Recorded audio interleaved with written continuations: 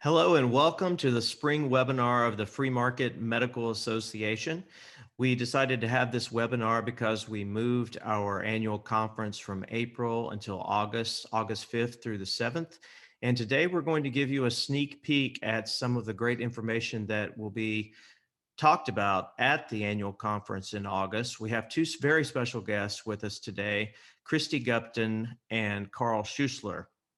Cristy is the FMMA Carolina spokesperson, and Carl is the founder of Mitigate Partners and creator of the Fair Cost Health Plan. And today, I wanted to tell you a brief introduction of both of these great individuals. Cristy is the president of Custom Benefits Solutions, an employee benefits consulting firm with locations in North Carolina and South Carolina. And Carl, as I mentioned, is the founder of Mitigate Partners, which is a group currently serving 29 employee benefits firms across the country, which exists to curate and aggregate the smartest cost containment strategies for health plans. We have decided to have our theme for this conference in August to be Breaking the Matrix, or Are You Ready for the Red Pill is the exact title of that. So today, Cristy and Carl are going to show you how employers can take the red pill and take more control of the cost of their health plans. So without further ado, I'll turn it over to Cristy and Carl. Thanks. Thank you so much, James. We are super excited to join you today. So let's just get right into it. If you're joining and you're not already a member of the Free Market Medical Association, waste no time to make that a reality. Just go to fmma.org and click Become a Member. We're excited to have you join this great movement that we're all trying to make a reality. So today, Carl and I are proud to present 3 employer success stories using free market principles, and the outcomes are simply going to amaze you. We've literally saved these employers millions of dollars. And in a surprise interactive poll, you, the audience of today's webinar, are going to be able to choose which case study you'd like to hear the rest of the story on at the Free Market Medical Association's August annual conference in Dallas, Texas. So, how cool is that? I think that's incredibly innovative. So let's get into the presentation. Hey, Cristy. Yes. Does that mean you and I are there with the client that's selected, or we stay at home? Yes, no, thank you, Carl, for reminding me. This is in person. Yay! We actually get to see each other and maybe even shake hands. How about that, Carl? So we'll be on stage with the winner of the poll that you, the audience, get to choose. And you get to join us, hear more from this awesome employer, get their opinions and their perspective, and even hear some of the inside story. So don't forget to make plans. Mark those days off on your calendar in August. Okay, so what's in this for you? Well, education, empowerment, actions, and results. If you'll stay engaged through this entire webinar, you'll not only hear Carl and I explain to you the details, but more importantly, you'll hear out of the employers and the employees' mouths themselves. We're not making this stuff up. We actually get to hear from the employers and the employees. And so don't fall asleep on us. You're really in for a treat. The key themes for today: you're going to walk away understanding what employer-built healthcare is and how it is so much stronger, such better coverage, so much more useful and effective for everyone involved, as opposed to insurer-built healthcare. You're going to learn about active management versus passive management. We're going to talk about repersonalizing healthcare and building on a foundation of community-owned healthcare rather than insurer-owned healthcare. Utilizing the power of the local care team, and through active management, how you can have 10 times the benefit for half the cost. So let's keep going. Couple of good quotes for you. I know the guy who said this quote. He just happens to be on this webinar in a pink blazer. So healthcare is not broken. It was made this way. Spoken eloquently by a Mr. Carl Schuessler, I know very well. And somebody who's almost as smart as Carl Schuessler, Albert Einstein, said, we can't solve the problems that we have right now using the same thinking we had when we created them. Very true. So a couple of other, let's call this a vocabulary lesson. We're going to change the way you speak about healthcare, especially when you're talking about insurers. So eliminate the word payer from your vocabulary. It does not belong in this conversation. Insurance companies don't pay claims. The doctors and the providers and the employers and employees, they pay claims. Insurance companies only process claims. And in my opinion, they really just only move other people's money around. So they are the processors. As a matter of fact, when doctors start to talk about how healthcare should be changed, they often tell us that the word reimbursement is misused. Physicians should be paid for their services, and that's exactly what we aim to do, is make them a part of the local care team, and they should be paid handsomely for the work that they do. Under insurer contracts, that really doesn't happen to a large extent. One more quick inspection. Take a good look at this picture. Give a chuckle too, because you can see how having third parties in between the doctor-patient relationship hinders that very relationship. Carl and I are both members of a group called Mitigate Partners. We're scattered all over the country. We have 29 offices. We all have individual firms, but we collaborate together so that the brightest minds in the industry are sharing the best stories and creating the best solutions among us on behalf of our clients. So if you want to learn more about Mitigate Partners, do contact myself or Carl. We will be glad to talk to you about that. Okay, a little bit more. There's a lot of education here today, but now we want to give you some required reading. So we've all been on quite a journey. Lots of reading, lots of research. And the case studies that you're going to hear from us today are not a secret. They've been highlighted in these books. And the kind of journey that you ought to want to go on is highlighted in a lot of these books as well. So Unaccountable and The Price We Pay, both by Dr. Marty McCary.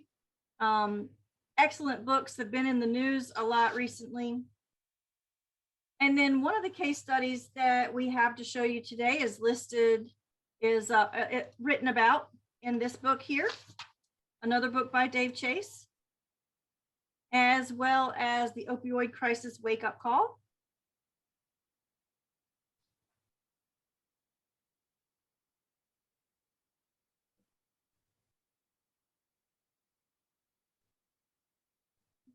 So definitely check out the written material on these case studies. We're going to give you quite a glimpse into them today. Another thing that we really, really believe in a lot is direct primary care. And so our buddy, Dr. Shane Purcell of Direct Access MD in Anderson, South Carolina, wrote this great book, and was so nice to tap into some of our knowledge when he did write that book. So anyway, check that out. I know it can be ordered on Amazon, but you might as well just get it straight from Dr. Purcell. He's got a way for you to order that on his website. And another book that is coming, it's coming June 22nd of this year, will be the release date. Never Pay the First Bill by Marshall Allen. Marshall is a reporter, a healthcare reporter with ProPublica. You've probably already read some of his articles. So you really need to pre-order this book, and actually don't stop with just one book. Order multiple copies. If you're an employer, you need to make this book required reading for anyone that's on your health plan. So Marshall has assumed the role of Professor Allen and has developed an exciting curriculum that you can present to your employees that teaches them real world skills like how to read a medical bill, how to request an itemized bill, how to look up a diagnosis code, the right questions to ask when you're questioning charges on your bill. And don't forget, how do you ask and become aware and evaluated for the hospital's financial assistance program? Are you eligible to have part or all of your medical bill written off by the hospital if you qualify for their program? So Marshall will teach employees how to press the hospital's billing office for all of these things to get that hospital bill down to the fair market price that we believe it to be. Cristy, I'm gonna be putting in a minute in the chat box. His website is also the Amazon site to be able to order the book directly. Yes, very good. Check out the chat, and if you miss the chat, you can always go to marshallallen.com, and you can always search this on Amazon. Pre-orders are being taken right now. I put in my pre-order, no doubt about it. And in a awesome development, if you'd like to meet Marshall Allen in person, join us in what ought to be described as paradise. It's the Gasparilla Inn on Gasparilla Island, Florida. The Mitigate Partners are going to have our second annual Mitigate Partners meeting. We're calling it Amped Up because we're all amped up about how to save employers millions and improve the care and the outcomes for employees that participate in the Fair Cost Health Plan. So join us there. Check out this picture. You can't get better than this. I mean, look at that. So Marshall Allen will be our keynote speaker. We're having an employer day, so just solely focused on employers. And if you want to meet and interact with all of the Mitigate partners from all the 29 offices, and hey, one of those offices may be close to you, so you might meet a new advisor that can help totally reform your plan in a good way. There's another picture of the inn. That is just gorgeous. Now, getting right into our actual subject matter. So the current state of health insurance, it is in a state of failure. To call it a crisis is certainly appropriate. So let's look here. This chart shows 20 years of cost data. So just let that sink in for a minute. Why is everything under the line, the overall inflation line there? Why is everything under that line lower than it was 20 years ago, and everything above the line is higher than it was 20 years ago? Just in case our pictures are covering up the top spot there, hospital services is listed as the #1 most expensive item.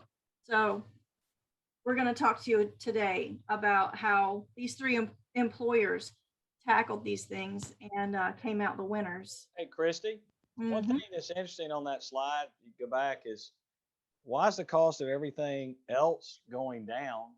Why can you put a iPhone or a Droid or whatever phone you want in the hands of a 90-year-old grandmother that could operate the instrument, and their costs keep going down, generally not up.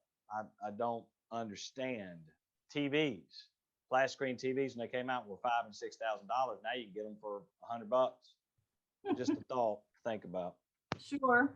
Hey, that it's interesting how the healthcare system is such an outlier in so many different ways. I mean, I think fax machines are only still in existence today because that's the only mode of communication that the healthcare system is willing to use. So, okay. One more good quote from Warren Buffett, who essentially calls the healthcare system a tapeworm and how we need to extract that tapeworm. So we're going to be talking all about that. Now, I want to be clear that not all hospitals are trying to be difficult. The hospitals that we are working with through the Fair Cost Health Plan are partnering with us to truly serve the employers in their community. They want to be partners, and we are partners with them. So everyone is coming to the table and reaching across the table to be a partner. So but not every hospital is into that yet. So we're hoping that more will come along, and we believe that more will. But this chart here kind of looks at how gross charges and expenses have changed over about the last 20 years. So that's another issue we're trying to tackle. Some of the hospitals that haven't decided to partner with the Fair Cost Health Plan yet are doing something called turbocharging, like this example right here. Carl, while I'm playing out these clicks. Yeah, it's more. First one is a fractured radius, not a break, not a shatter, a fracture, for the low Lidco price of $198,000. What a bargain. And then the other one is a fractured humerus. And to the hospital's credit, they did put a rod in there, and that was only $91,000. So yeah, $290,000 for those types of charges that should have cost the plan sponsor, the employer, $17,000. And we'll get into discounts and some things later, but if you want to talk discounts, how about 89%? And paying $200, getting 50% off something that costs $200 that they're charging and billing your plan that they paid $1 for is not really a bargain. Yeah, I mean, another homework item ought to be go to the Surgery Center of Oklahoma's website and just look at the repair of a fractured radius and a fractured humerus and just see. Your eyes will literally jump out of your head. Let's keep going. Insurance companies, I'll just take this opportunity to throw them under the bus. That's one of my favorite things to do. These case studies that we're presenting today received the salvation they needed because these middlemen were cut out of the deal. So, and the employers live to tell the story that their employees have better health care at a lower cost without these middlemen in the way. So, simultaneously improving anything and making it cost less, that ought to be a model for everyone to follow. Another thing you're going to find is that, there's no reason to hide behind a big insurance company logo. Sometimes you hear us call them the BUCAH, BUCAH, that stands for Blue Cross, United, Cigna, Aetna, and Humana. With these 3 case studies, the employees in these groups, they didn't have to worry about having a BUCAH logo on their ID card. They got to replace that with the employer's logo. It is the employer's plan after all.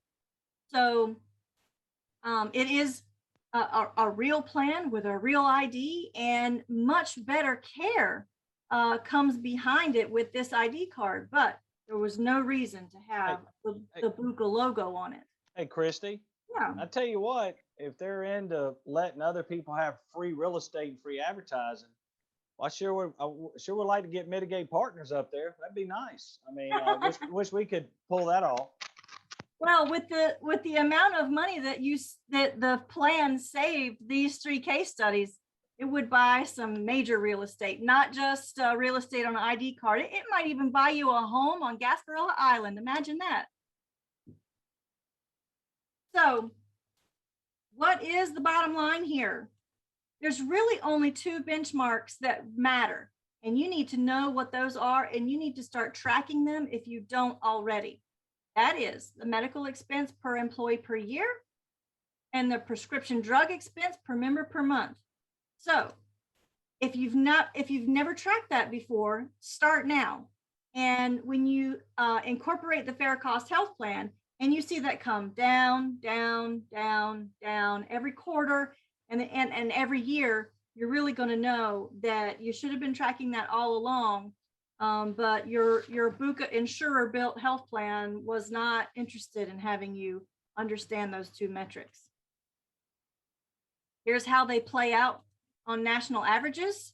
So the national average for per employee per year, total medical expense per employee per year is $12,125.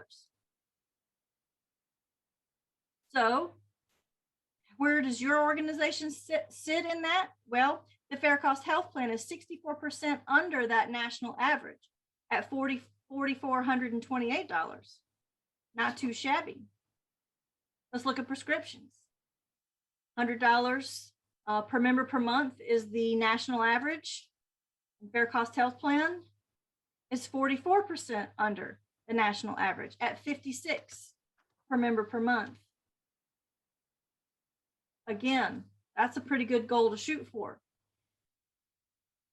We're not about ripping the Band-Aid. We can help build a crawl, walk, run, fly strategy. And that's what happened with these 3 case studies.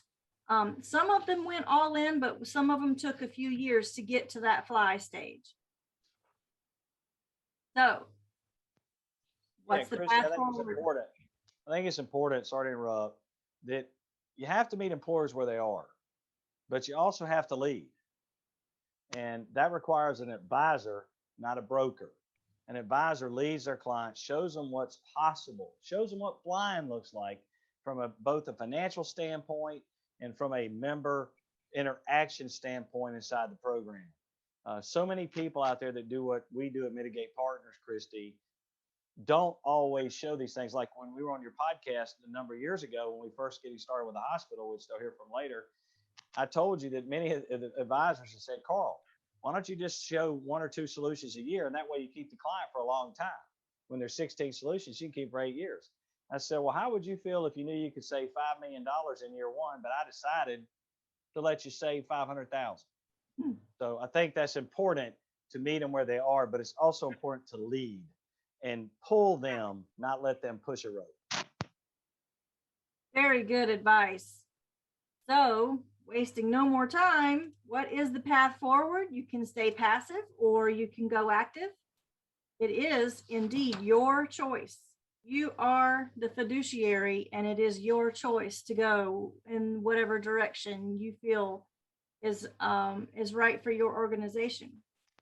We at the Fair Cost Health Plan are going to choose the red pill, and thank the FMMA for sort of adopting that marketing strategy for this year's conference in Dallas in August. So now let's give the expert the stage. And I've adopted this walk-up song for Carl. Just listen to this. Now I'm a southern child down in Macon, Georgia. Everybody knows where I was born. Well, I've been sick and searching, Lord, trying to find my baby, trying to bring my baby back on home. Well, I'm a southern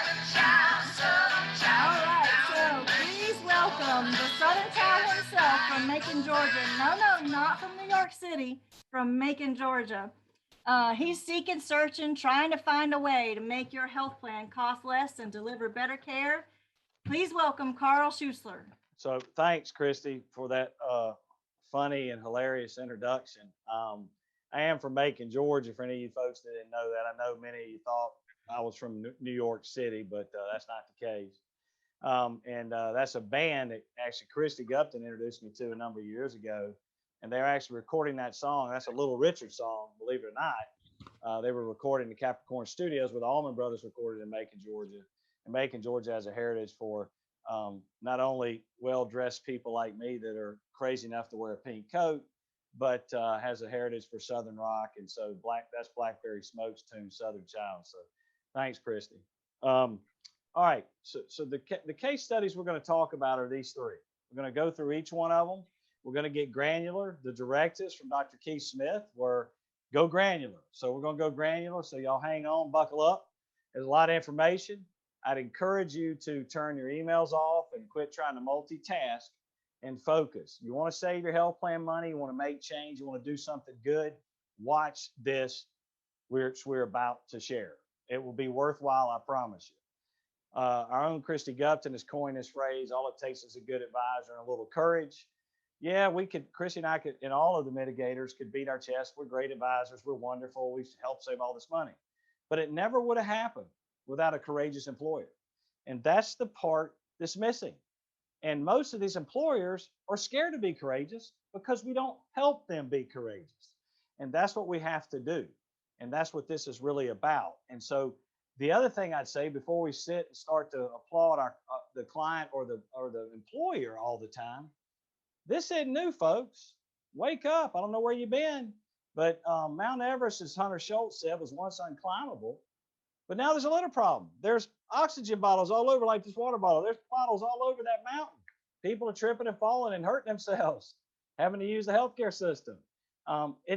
People die every year climbing Mount Everest, but a lot of people make it to the summit. So this is not new. This is being done all over the country. All the Mitigate partners doing it. A lot of the Rosetta folks that we're also a part of are doing it. It's being done. No more excuses. You're not an early adopter, so don't think you've discovered electricity by doing this plan, because you haven't. All right. Well, let's talk about some pitfalls. It's all glory. It looks wonderful and so forth. But let's get into it because it isn't easy. So here's the pitfalls with employer-built healthcare that we've seen. It's messy. Healthcare is a mess. You got to want it bad, folks. You got to really want this. It isn't easy. And when you pull that bucca veil back, you really see how messy it is. It's extremely messy and it's extremely complicated. And that's why people like Dr. Keith Smith, the Free Market Medical Association, Dr. Jay Kempton, and James, and all the groups and everybody that's a part of that, all the direct primary care doctors, everybody out there is trying to fix that and make it where it's not messy. We try our best to do that, but there are just certain things can't be avoided. And it's extremely messy. You got to want it bad. It can be noisy. So as we like to say, taking the road less traveled, another Albert Einstein quote, it's not so easy, but boy, is it rewarding. And is it rewarding for your employees and the members who are getting better care, who are now going to an OBGYN that has a 15% C-section rate? Or do you want them to go to an OB that has a 50% C-section rate? That's the difference, and we'll cover that a little bit later. But it is not really as much a road less traveled. I just couldn't get a better picture. It's more crowded now than it was then. So I don't have my bucca card. It's the biggest hurdle that you're going to encounter when you go down this road. That's the first thing everybody says. Well, what are we going to do without the bucca card in my purse or my wallet? And is there another gender I left off there so we don't offend anyone? So anyway, what are you going to do about that? What are you going to do? Well, the ID card is a weapon. You need to use it. It needs to be used. And we're going to talk to you about that. Care can be denied at times. Absolutely. You're going to run into problems because they're not going to necessarily recognize that card initially. And then you got front office turnover constantly in these physician offices. And I can speak to that because my dad was a 40-year private practice OBGYN. So I've been in a few doctor's offices in my time, and growing up and the son of a physician, I have more of an inside view of that. So that's a problem. So there's constant turnover at these offices. And then you had COVID and compounded even more. I mean, there are BUCA plans out there now who have put skinny or narrow networks in where employees of those employers that use the BUCAs are having problems with the providers obviously saying, we don't take this card. We don't know this card. So it's across the board right now. It's a major problem. And again, you got to make sure that provider puts that change in the card, in the system. I tell you right now, oh yeah, okay, hey, my card's changed, Miss Gupton, my card's changed. Okay, we got it. I said, type it in. I want to watch you type it in, because they don't. And then that claim goes to the old TPA, the old BUCA. So that's another problem. So the ID card's a weapon, and you got to arm your employees with knowledge. And again, this is something we do. This is one of our clients, Desoto Memorial. This is a piece that their employees have so that they can help learn and teach them how to use the plan. My doctor won't take my plan. What do I do? And this is something they can take with them or have with them, or if not, the worst case, like I said, they can make that phone call. And again, you'll notice there's DeSoto's logo on their card because it's their health plan. So those are some of the tools that we've done to overcome some of these challenges.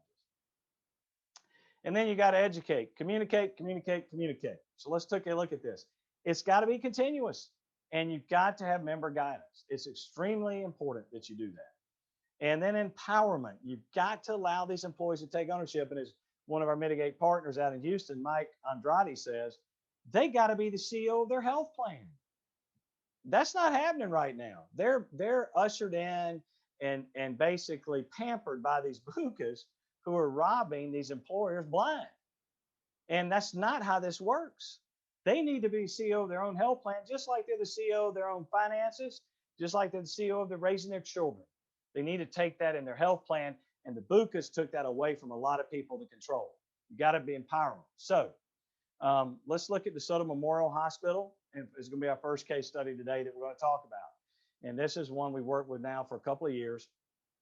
I want to thank the courageous employer, Vince Sika, and Lois Hilton, also Dan Hogan, the CFO. All of these people were instrumental in doing this. And Dr. Lee Groves, who's a great healthcare hero, many of you know, and done so much on the Hill in DC, so much in his own state. He is who brought us to the table. Another advisor had heard about us, introduced us, and he said, I love what y'all are doing with fair cost. That's how we got to the table. So this is a 49-bed hospital, and it's a state hospital district. It's also a 4-star CMS hospital. That's a big deal, folks. There's only 19 in Florida. They're one of the 19, but they're small. They don't do everything. And we're going to talk about that. They got about 157, 165 employees on average since we worked with them on the plan. So let's take a peek. Again, there's the CEO, Vince Sika, and Lois Hilton, the HR. Vince is a great guy, other than he's a Florida Gator, which, you know, we don't care for much being dogs over here. So, but other than that, he's a great guy. And Lois Hilton is the HR director. And again, both had a significant part role in this. So let's take a peek and let me play this video. But we are self-funded here at this facility and have been for 30 years. Our premiums kept going up and up and up. We're a small 49-bed hospital, and we realized that we've got to do something. When we met DeSoto Memorial, their health plan spend was about $2.2 million. We just wrapped up the first year, and the spend was around $990,000. So they saved $1.2 million, or 54%. It's remarkable how much you can discount the price of something if you know you're going to get paid at the time of service. What do we eliminate? The middle. We're going direct. That's how you save. It's direct to employer contracting. We negotiated a cash knee replacement price. That hospital was $70,000. We got it for $25,000. Direct primary care, where you just pay $65 a month, and that covers all of your primary care. And sort of the bundled cash payments are two prongs of things that we can do to actually reduce the cost of health care. We also have a program that's called the Medical Advocacy Program. They walk you through the process. It was kind of blowing my mind when they turned around and said, well, we'll do everything for you. Getting them to the right doctor for the right quality, lastly, the right price, and at the right time. That's what this is about. The less we have to spend on plan, the more we're able to put back into salaries, back into maybe additional benefits or increasing benefits. It's medical expense per employee per year. We met them, it was almost $14,000 per employee per year. It's now right around $6,000. Biopsy comes back, positive for cancer on the left side, and a week later, I was headed into surgery. As of today, all is well. I have gone through the process, an estimated cost of $42,000. What did I pay? Absolutely nothing. And there was a lot of cost savings. So I actually got the bill 3 days ago, $31.76. An MRI is thousands of dollars. If something were to happen to me, or God forbid, one of my family members, it's covered. The opportunity to take this model that DeSoto has can be replicated across the country in all these rural areas. Absolutely. Not having to sit around that board table this year and say, okay, how much of the increase is going to go to the employees out of their pockets? I was giddy. I was excited that we did not have to do that this year. And we deserve that. I know I do. Yeah, I want to first just thank patientrightsadvocate.org, just so you guys know who that is. That is not an advertorial. That's not a paid for video. Thankfully, just to have some great relationships with some folks, and Marnie Jameson Carey, and she had said, hey, Patient Rights Advocate is looking for some clients in Florida, some good case studies. What are your thoughts? And I said, well, sure. And Marnie knows us and has seen some of this work we've been doing. And she said, okay, well, they want to come down and talk to your clients and film them. And I said, okay, we'll talk to clients. And they all agreed. And what's most important about that, Cynthia Fisher leads the organization, Ilaria Santangelo and Linda Bent and others up there are doing such a great job, is that they have a front row seat with the White House and all legislation that's done there. And they were the largely responsible for a lot of the transparency you hear about with hospitals and publishing prices. It's a long journey, still got a long way to go, but they were the ones on the bottom and the firing lines of getting that done. So I can't say enough nice things about them. And these videos were shared with former HHA Secretary Alex Azar, the White House, etc. And even one of our clients was actually supposed to meet the former president one-on-one and ended up having getting canceled due to COVID. So they're a big deal. I want to thank them for all they're doing, and anyone watching this should be thanking them as well, because of their help and their support and their financial commitment to trying to make change in the system, it's going to get there slowly but surely. And then our job as advisors, Cristy and I and the rest of the Mitigate Partners and any advisor out there, is to help meet them in the middle. We're trying to boil the creeks, then we'll boil the rivers, then we'll boil the lakes, and they're boiling the ocean. Maybe we'll meet in the middle and get this archaic system fixed. So anyway, enough of that. That's all. I want to, again, thank Patient Rights Advocate. They will be in attendance at our event at Gasparilla on June 7th that Cristy talked about, June 7th and 8th. So we're honored to have them. Benjamin Rush Institute did a deal the other day that we were involved with. We did a talk on how to eliminate the middles and allow the doctors to be doctors again, and putting the patients first. So the DeSoto case study was shared there, and I'm just going to show you a couple places. It was shared at the Florida Rural Health Association last year. They heard about it and they said, hey, would you come on and talk to all these hospitals and show them what's possible? So we were able to do that with our client, which was fantastic. Dr. Gross was there. My co-founder, Mitigate Partners, also Barry Murphy, who's my partner in this. He was there, and it was great. And I encourage you to go to our YouTube channel and you watch all of this. Also, we were asked to be in front of the Texas legislature. Good buddy David Blatt asked us to come out there, and we spoke in front of the Texas legislature, a little over a year ago, of sharing the DeSoto Memorial's success. We also, on November 2nd, 2019, in 35-degree weather, Frida Care had us on to speak about DeSoto and what we were doing in rural health care. So it doesn't get any more rural than, a deer stand. So we go from camos to looking like the Easter Bunny. But anyway, it was 35 degrees, so we went pretty quick in 10 minutes. But it's been told all over, and it was also shared at Dr. Gross's conference that he's done for years. The DPC nuts and bolts, about 400 DPC docs there that also got to hear it. So it's been all over the place. Go to our YouTube channel and check it out, and you can watch all those talks. If you can put up with me that long, then you're better than I am. And then it's also on our other host here, Cristy Gupton's podcast. And Cristy and I hadn't done part 2 yet. We keep having to put it off, but guys, Cristy, we recorded that in March. I think it was like February, March of 2019. We need to kind of get this thing back together and talk about it. So anyway, challenges they face. They're the fourth poorest county in the state of Florida. Per capita income of $25,406. Problem, folks, big problem. And the Bucas were extracting millions from their community. If you look at the Fortune 500 right now, I want you to pay close attention to where I put this red block around. Look at these companies. And then also, when I put the other logos next to it, those are PBMs, pharmacy benefit managers, or program bilking millions. The fact that some of these are insurance companies, they own a PBM is crazy. It's outlandish. It's a conflict of interest. And CVS Caremark merged, became one, and now they're fifth. They were eighth last year. And the funny part, we're going to talk about Cigna. Cigna was 65 a year ago, and when they Express Scripts merged, they jumped up 52 spots. So these are middle people who are not delivering health care to anyone. They don't know anything about healthcare. They know about making money. Cha-ching, cha-ching. That's what they do.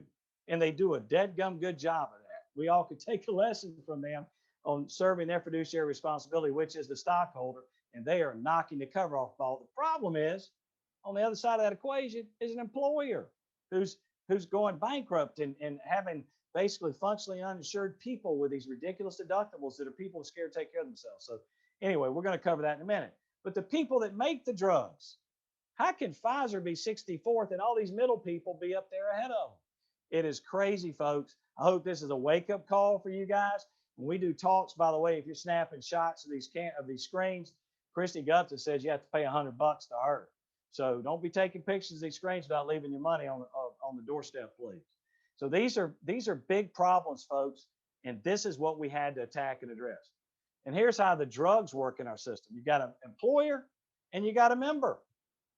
I'm not real smart. Y'all probably picked up on already. I did go to the Harvard of the South, though. But look at all the middle people that are involved in this equation. They were all in the top 20 on the prior slide. So I'm not real smart, but there's a lot of money moving around here. A lot of people touching it. A lot of people taking money.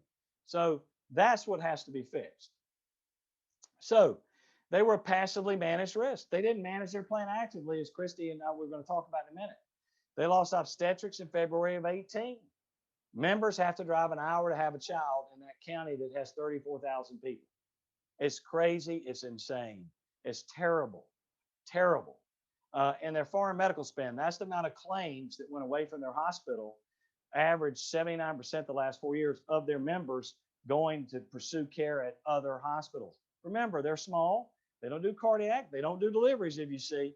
So they don't do everything. But there were a lot of people not going there. We're going to talk about that in a minute.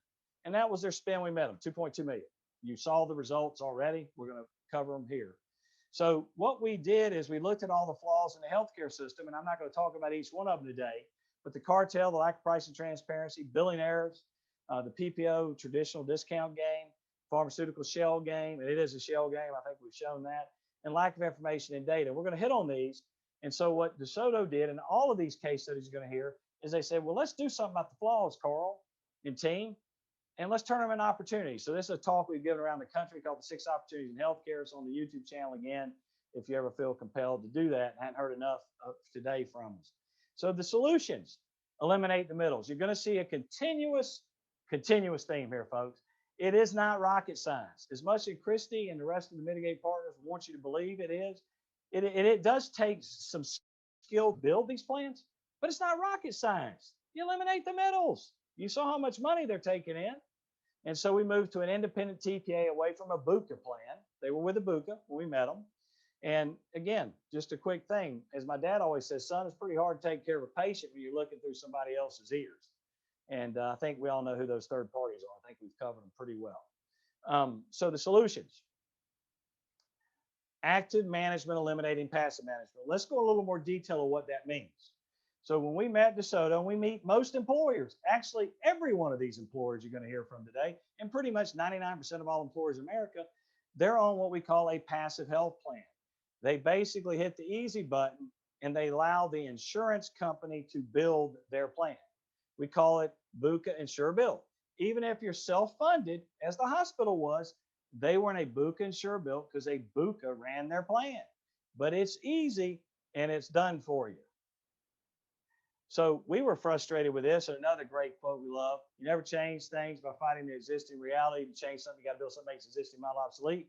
That's why we came up with fair cost. So as we look at an insurer built plan versus an employer built plan, let's talk about that. And I've been told Mr. Potato Head's under fire right now and all this stuff. Well, I'm not the most politically correct person, so I don't really care. And if you don't like it, I don't care. That because we're the ones doing the talk, so we're going to do what we want to do. So this is insurer built healthcare. Mr. Potato Head looks pretty good. Your health plan looks pretty good. Not really delivering results, but it's easy. It's very easy. But when we look at it, and Cristy and I see it, we feel it's time to hit the panic button. Mr. Potato Head doesn't look too hot. So what we did is we deconstructed and unbundled all the parts of the healthcare system and put them back together in more of an actively managed program. And then you get a human patient-centric plan, putting the patient back in the center of the system. And you get a Captain America, Mr. Potato Head. Now, Captain America, Mr. Potato Head may not satisfy every employer, and that's fine. But the key is they can pick. Maybe they want Wonder Woman, Mr. Potato Head. Maybe they want Homer Simpson. But the bottom line is it's their plan. It's employer built. They should be the ones picking it, not having someone else telling them, who has misaligned incentives all over the place. The more your care costs, the more they make. That's what we've got to fix. So we came up. Yeah. Yes. The new word, vertical integration, that's code word, right? For your insurer and your PBM and all of the other moving parts of your health plan are trading money behind closed doors, and that money really belongs to you. So if anybody wants to know when an insurer uses the term vertical integration, what that really means. Yeah, or clinically integrated network that you hear also. Thanks, Cristy. So we start, and we want to talk about like a house. Let's think about a health plan like a house. So the foundation is value-based direct primary care. Dr. Lee Gross in this case, Dr. Shane Purcell you've heard from, Dr. Gold, Dr. II. I'm going to leave people off. Unfortunately, I can't name them all. Dr. Carl in Tampa. All these great DPC doctors. That's what this is. So you start there, and then we rebuilt it brick by brick. As you see this, you're going to say, man, that looks complicated. Just hang on. Just relax. But these are the bricks that are integral in building a health plan. This is what you have to do. And these are the things that are so important. Not every one of our clients has every brick, but they have a lot of them, and some have all of them. It's a custom employer built actively managed health plan. That's what's involved in a health plan. But in your BUCA environment, you really don't have all that. I promise you. The easy button's there, and I showed you some things, but that is not what they're doing. Again, it goes the inverse opposite of the stock price. So we had to get away from that, and everybody knew it. So we called this thing, and everybody's, what's fair cost? Where'd that come from? Actually, we wanted to call it fair price, but that name was taken. And we figure everyone in America wants to be treated fairly. They want to be treated fairly by their employer, and they want to pay a fair price for something or a fair cost for something. That's where we came up with the name.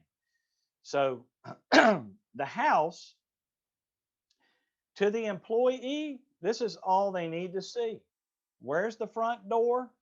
One call, that's all. They don't need to know what's behind the sheetrock. They don't need to know the electrical and the plumbing. They just need to know that. But every house is not complete without a dog. Go dogs. Got to put that bulldog in the second floor window. And we utilize cost and quality transparency tool with direct cash pay. Let's talk about that. I'm going to show another video. What if we brought groceries the way we buy healthcare? Take a listen.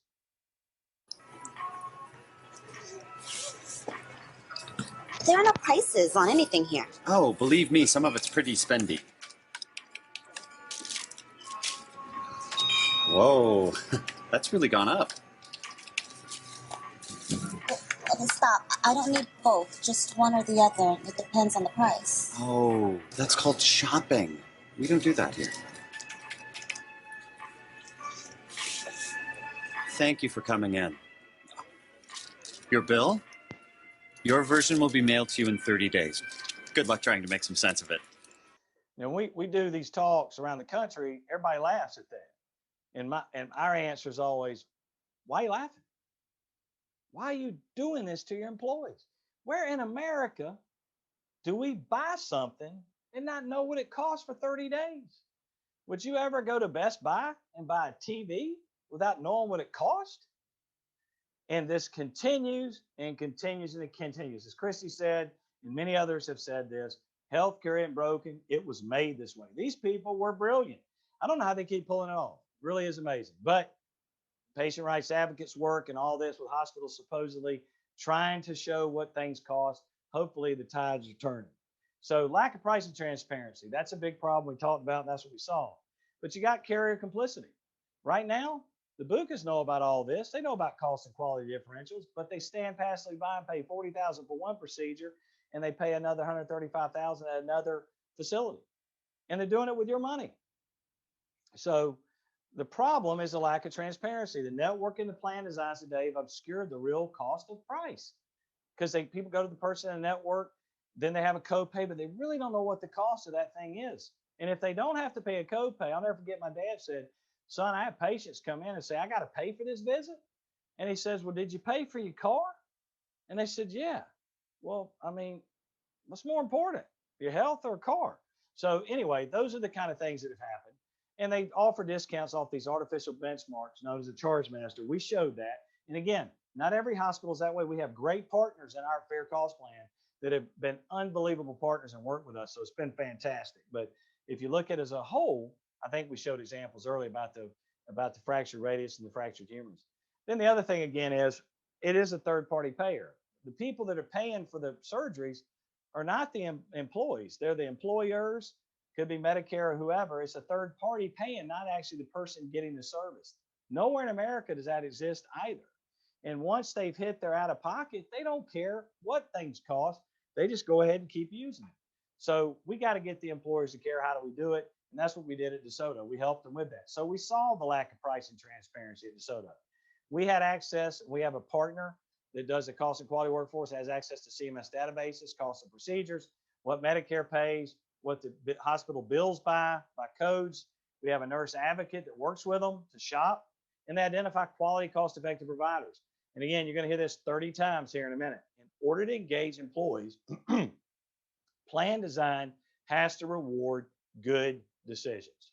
We see so many plans that are not built correctly and therefore never get the results they want. This part is hugely important. So let's take a peek.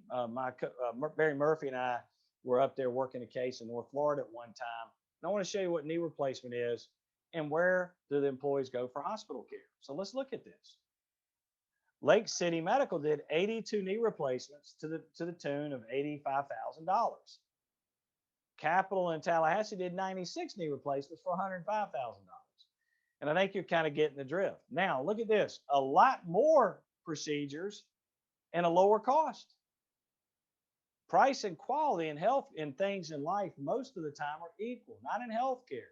The better the quality, generally the lower the price most of the time. It's crazy. So we're going to keep going quick through here. Shan's down in Gator country. We don't want to talk much about that. And then Southeast Georgia, Baptist up in Jacksonville, St. Vincent, 984 knee replacements for $79,000. And then Memorial, look at that, $132,000. Then you got Mayo, they did 544, is at $37,000. So look at the spread, folks. It's a real problem, and those are the things that we helped the DeSoto Memorial and all of our clients solve that problem. And if you have to, you can go to Health City Cayman Islands. Dr. Shetty's done an unbelievable job down in that facility. I hope you've heard of it. That's a heck of a deal, and what a trip. The price is the price not. What do I mean by that? Well, this is a knee replacement. That's what Humana reimburses. Remember, reimburses, payment for services. But that's what they pay down there in Shands. Look at what Aetna pays, $24,000. And then Cigna, $48,000. So how do you do this if you're an employer? Hey, I think for knee replacements, we're going to use Aetna, but for everything else, we're going to use somebody else. Will change insurance carriers. I mean, how are you supposed to do this and navigate it? Crazy. And you've already got transparent people out there. We talked about patient rights already. They did a video about Dr. Keith Smith Surgery Center of Oklahoma. Everyone knows on this, I hope everyone on this call knows, they publish their prices and they're not shy about it. And they have changed the landscape of healthcare in America. Dr. Smith knows this because I've heard him tell the story. We had a client in Georgia, in Atlanta, that was going to go, and we had it set up. They were going to go out there to him for a surgery and to Oklahoma. And the member went to the doctor in Atlanta and said, look, we're going to go over here. They go, we'll match the price. So Dr. Keith Smith had an impact on a plan in Atlanta, Georgia, and didn't even perform the surgery. That's how powerful this stuff is. Dr. Smith, thanks for your leadership. He's Lewis and Clark, isn't he? So, all right, you got a PPO. Most of these plans, Desoto had a PPO when we met them. So what do you do? And again, all of these examples we're given are going to apply to everything we go forward, so we'll move a little bit faster. But how do you get employees to go to physician B over physician I? Physician I is Dr. Hodad. Look at him down there. Terrible mortality, horrible outcomes, hands of death and destruction. But, you know, Cristy Gupton has cocktails with them every weekend, and they're great. Is a great person. What a great doctor. But she has no idea about his outcomes. How would she know? And the employees don't either. And I told y'all that story of my father. My dad, I'm going to take a second and digress. My dad I was at the golf course. I worked at the golf course when I was a teenager. And there was a doctor that was a solo practicing OBGYN. Solo practice means he's on call every day. He ain't got no break. He was out there all the time playing golf. And they called him Dr. Golf. By the way, he was a horrible golfer. But anyway, I said, Dad, you got 4 partners. Why are you never at the golf course? He goes, son, my C-section rate's 15%, his is 50. That's a problem. And I think if you're married, you have a wife, wouldn't you want to know that your wife's going to get cut on 50% of the time when it might not be necessary? And there's a lot of factors. I'm not here to throw any doctors on the bus. Obviously, I'm a huge fan of the physicians because of my father and growing up around them my whole life. All right. So we looked at knee replacement. This is in St. Petersburg, Florida, Pinellas County. There were 60 doctors that did knee replacement. 14 of them did at least 50 a year because we wanted them to do at least 50 a year, because if they did 50 a year, they were pretty good at their craft. Then we looked at the outcomes, the complication, the readmit rates. 8 fell out of the funnel. Then we looked at the cost of the implants. And lastly, 4 doctors fell out of the funnel. What are the chances of your employees picking 4 out of 60? Not great. So anyway, that's what we did, and we fixed that. And also the data they look at, they get into granular. Now, the member never sees this detail, but there were 4.47 deaths this one doctor had doing knee replacement. Now, I don't know about you guys. I don't know how you have a 0.47 death, but I hadn't figured that one out yet. But that is crazy. And wouldn't you want to know that before you went and got cut off? And then we looked at the hospitals where the surgery was going to take place. And you notice one hospital had 1 case for under 60 grand. The other one had 538 cases for an average price of 55. Remember, cost doesn't equal quality in healthcare. The better the quality, generally the lower the cost. So again, we think this is an active management opportunity. So did the hospital. So the data is available. You can get it in the hands of the employees. You've got professional support for those that need it. And we use cash pricing whenever available. And again, plan design's got to incentivize better decisions. So direct cash pay, let's talk about this for a minute. One of the tools we use. This is a hospital down there in Florida that we had a delivery at, and we paid cash. We paid 30 days in advance, $6,500. They're now charging $7,500, but they charged $39,000 for a vaginal birth. 39. My dad about fell out of his chair after delivering babies for 40 years. $39,000. So if you're with a Buca and you get a 50 or 60% discount, you pay $19,000 instead of $6,500 in cash. And that member got 50% of the savings from what the plan was agreed to pay the facility and the physician. They got 50% of the savings of that gap back in their pocket up to $2,000. So the member actually made money when they had the baby. So it's all possible. You've got to weaponize or incentivize your plan design. In order to engage employees, plans designs got to reward good decisions. And so let me give you an example. Cristy calls me, and Cristy calls the Cost and Quality Organization, and they say, I'm going to have a hysterectomy. Who do you recommend? Well, let's do our research. We'll get back to you. How far are you willing to travel? Blah, blah, blah, blah, blah. And so they get back to me and say, you know, look, Dr. Schuessler, boy, I tell you what, That boy, he sure knows how to dress. He's a handsome devil, and I hope people are laughing. But he's a great dresser, but he is a heck of a doctor.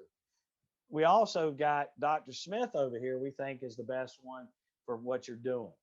And you decide, Cristy, I'm going to go to Dr. Schuessler because I know him. And that's great, Cristy. That's your choice. So the plan benefits are going to be paid as they always have. But if you follow the directions and go see Dr. Smith, then maybe a deductible's waived or a copay. Now, most of our plans don't have copays and deductibles. But anyway, that's what you do there. So that's how you weaponize your plan design. We offer 10 times the benefits for half the cost again.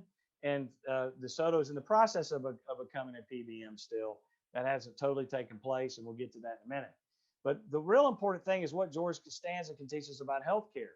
Y'all remember the episode where George went up and introduced himself to a woman and said, you know, hey, my name is George. I'm unemployed, live at home with my parents.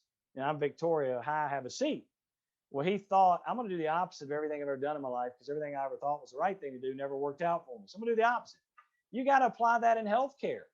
That's what you got to do. When a broker tells you to raise your deductibles and stuff, why? Why are you having members pay for diabetic test strips when they don't have $500 in their checking account? Why are we doing this? Because when they don't take care of themselves, they end up in the ER and they become an inpatient admit and they blow your health plan to smithereens. Why are we doing that? We've been able to partner with community pharmacists, great pharmacists like Dawn Butterfield, Stacy Nelson, Jeff Young. I can go down the list, Hugh Chansey, all these great community pharmacists, where if the member will go once a month for diabetic education, they get their drugs in a bag, synchronized with all their meds and their test strips. As long as they go, it's no cost to them once a month.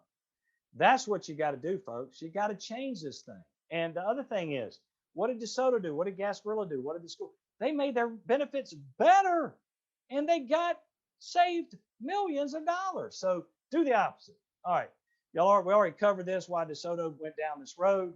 You already saw all this. I mean, you saw all the middle people here. I think everyone's clear on how this works. So what Desoto was trying to do, and they're able to because of their position and how they're classified as their type of hospital, is they were going to become the PBM and be the one. So we're in the middle of that and cutting out a lot of middle people with that. And again, then if we have to, we'll partner with community pharmacists, keeping the dollars local on Main Street, not Wall Street. That's what has to happen, relocalizing the care. All right. So they had a rich plan, eliminated deductibles and coinsurance. They had 3 choices for hospital services. They go to any hospital in America they wanted to. And if they went to Desoto, there was no deductible. If they went to the friends and family we had worked contracts with that were willing to work with us, then that's what they had, a little bit higher out of pocket. And if they went anywhere in America, Mayo Clinic, wherever, that was their situation. That is a lot lower than most health plans in America.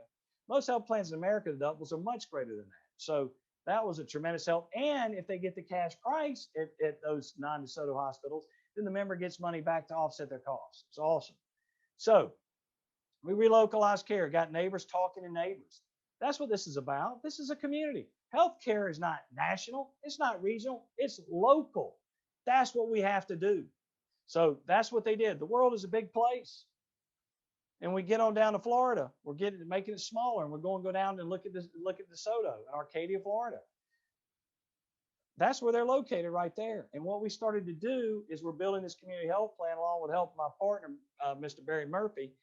We are going to get employers to follow this model and build a community health plan, just like Desoto has, that will have Desoto as the nucleus in the center of it. So that's what we were able to do, and that's what we're talking about. So neighborhood healthcare, the definition is really this. Real rocket science, folks. Kind of a common theme. As Dr. Keith Smith always says, disintermediation of the system. Disintermediate the middles or eliminate the middles. And getting rid of those barriers, now you got a patient that can be taken care of without having to deal with insurance companies and being able to go direct. So anyway, those are some of the things we've done. That's what neighborhood healthcare is. That's how it used to work in the days of Marcus Welby, MD. If you don't know who that is, go Google it, all you young millennials out there. All right.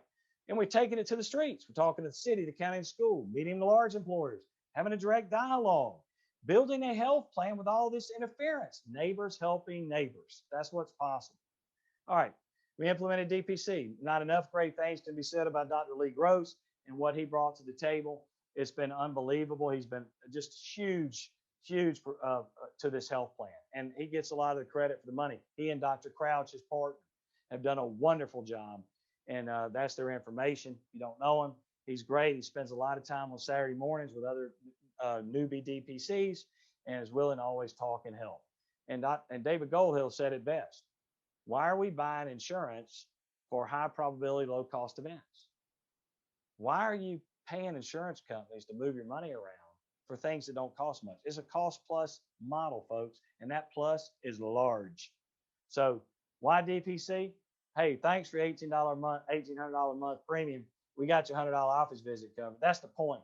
You only insure things that are infrequent and with low frequency and high intensity events. That's what you insure. You don't insure high frequency, low intensity events, which is what these visits are. Don't use insurance for. You don't need it. Build it in your health plan like we did. And this just shows some of the results. I'm not going to be able to stick on it long, but you can see a big change with the people being treated by DPC and what they did. It's remarkable the work, and it continues to get better and better and better. Thanks, Dr. Gross. And then we implemented fair cost proprietary claim analytics. Guys, the way a health plan works, one of our claim analytics partner, they manage about 32,000 members. And we know that the top 10 spend 73% of the total cost. That's been a fact. It's nothing new.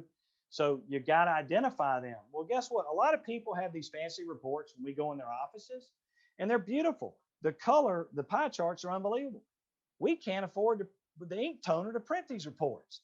Hey, Mr. Employer, what'd you do with that? I didn't do anything with it. Well, that's worthless. You can do something with it. You can demystify the data and actively manage your plan. But by identifying them, there's another step you have to do past that we're going to talk about.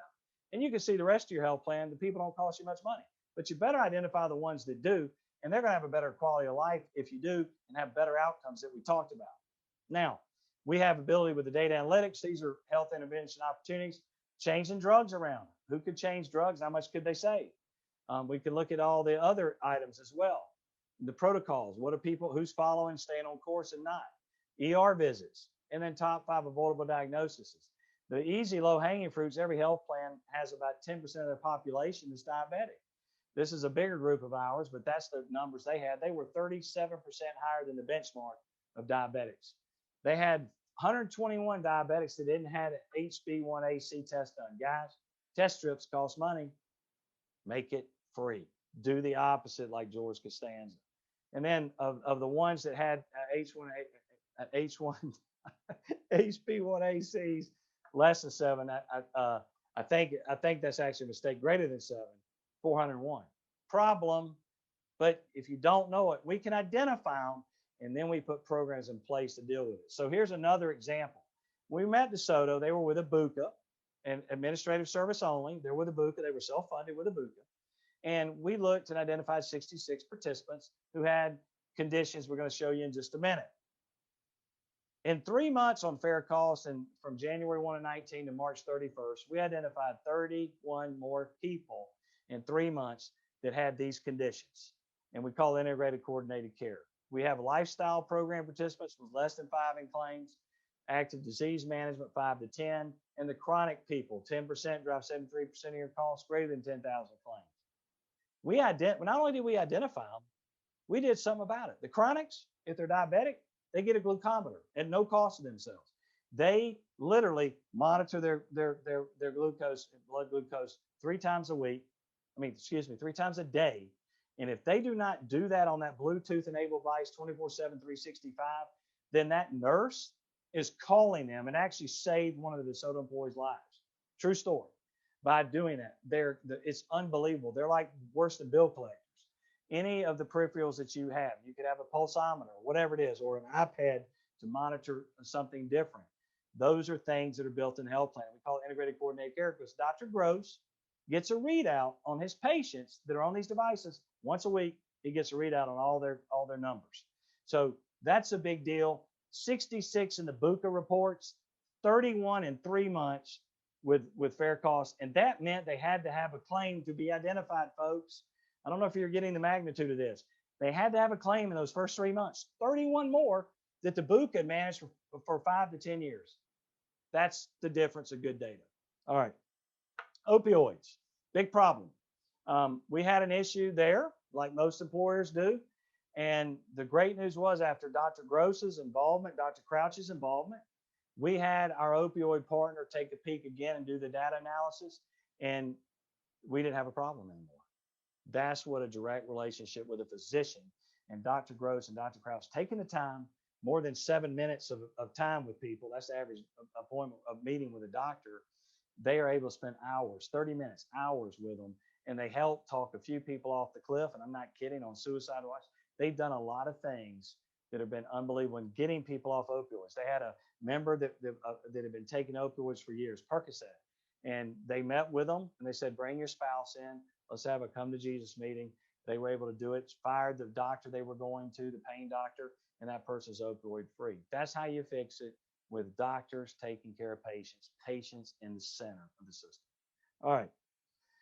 And then we implemented integrated coordinated care, IC squared. That's our phrase. What is that?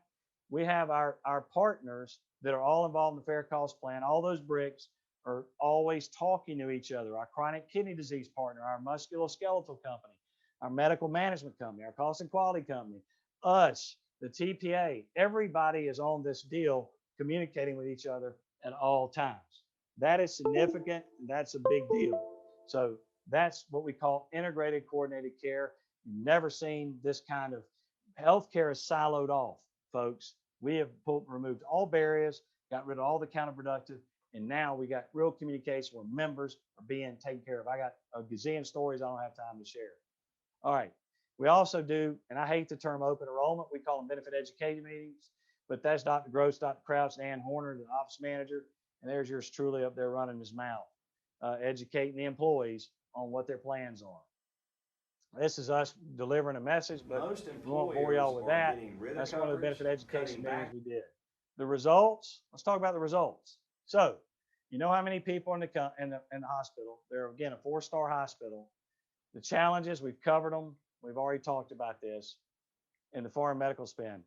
Because of fair cost, and we had our stop loss partner on our Mitigate Zoom yesterday, Desoto saved $150,000 and 58% of stop loss premiums. That's how much they saved because of fair cost, because of the things that were being done. And we got pharmacy included in the aggregate that wasn't when we were hiring. They weaponized their plan design. We've covered that. They implemented DPC with Dr. Gross. Hired the first full-time surgeon in county history, folks, because of all the money they saved. The foreign medical spend went to 62%.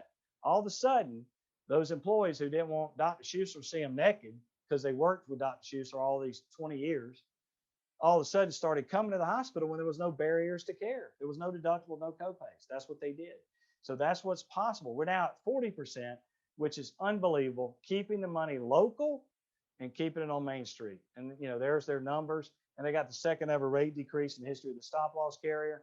We've kind of covered that already. And you see what they say, 1.2 million, 54%. Hard to believe that's even possible with as small of a group as 157 employees. Also 3 months on the BUCA. When we met them, we had to stay on the first 3 months on the BUCA because they were under contract.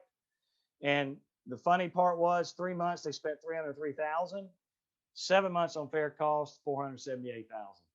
That's unbelievable. 2.5 more months, barely more money. That shows you what happens when you eliminate the middles.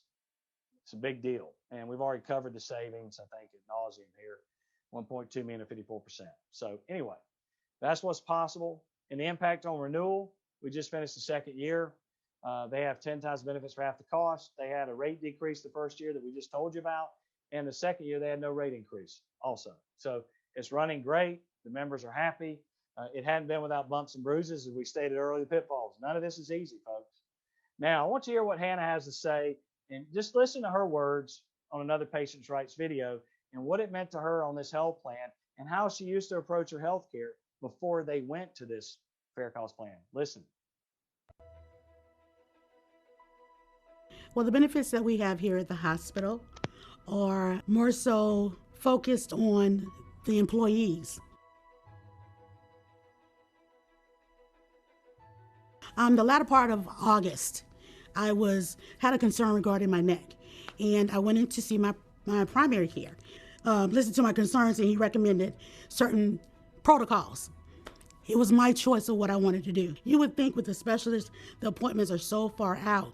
Within maybe 3 weeks from seeing my primary care, having my test done, getting my results, finding out that I need to have a biopsy done. Biopsy comes back positive for cancer on the left side, and a week later, I was headed into surgery. As of today, all is well. I have gone through the process, an estimated cost of $42,000. What did I pay? Absolutely nothing. So before, I was paying all that money on my premium, and I never used the plan because I was reluctant. Because if I have this copay, I'm gonna have this deductible. We don't have those issues. Every concern I've had since day one of this plan, I have addressed and have taken care of this year. And I've paid absolutely nothing out of pocket. And we deserve that. I know I do. Couple of key things. Benefits are for the employees, not done to them. Big difference. Most employers in America are doing benefits to their people, not for them, and it's not their fault. They don't know this other way. They're having to raise deductibles. Basically, people aren't taking care of themselves because the deductibles are so high. You heard Hannah. She was scared to use her plan. She's paying all this money, but she had deductibles and co-insurance. And all of a sudden, she took care of everything she wanted to this year. It cost her nothing. That's what's possible, guys. And these are rich benefits that you hadn't seen in your life. 1.2 million, 54% with better benefits. All right. So real quick, you already saw this. It was the rural health. But what I want to show you is our partners at One Beacon, our Intact, our stop loss partner, did this video because they just loved it and it was so powerful. I want you to hear this real quick. Do employer-built healthcare to get the credits for all of Dr. Gross's great work. Great question. It is a good question. I'll tell you, it took, a year, Carl, for me to finally go, okay, we're going to try this. Mr. Sika, our CEO, was ready from day one. And from an HR perspective, we know how much work is involved in this type of stuff. And it's also, we're here as an employee advocate as well, making sure that our employees are satisfied with the products that they're getting and educated about it. And because this was a new concept, it works. It truly, truly works. And that's what I regret, is waiting and not implementing this. That custom built, plan that we worked with you guys on, that meeting, I think people ought to know, because you got to feel for Lois and Vince. I think Vince fell asleep a couple of times during the meeting. But it was on October the 1st, 2018, we sat down for 5 hours from 1 in the afternoon to 6 at night. We had our stop loss partners there. You just heard Julie and Cristy, Julie Boback and Cristy Vago were there. We had our cost and quality company there. Dr. Gross was there. Oh, but building it, I will tell you that it was the first time we've done a lot of plan, and it really opened my eyes too. Is that we did build this plan as a team with the TPA, with Dr. Gross spending his time that afternoon there. With the reinsurance carrier, I don't think I've met any of our reinsurance carrier reps until that day. And for them to sit at the table and listen to how we were building the plan and how we were implementing all of the safety measures for employees, for infection control, and the whole 9 yards.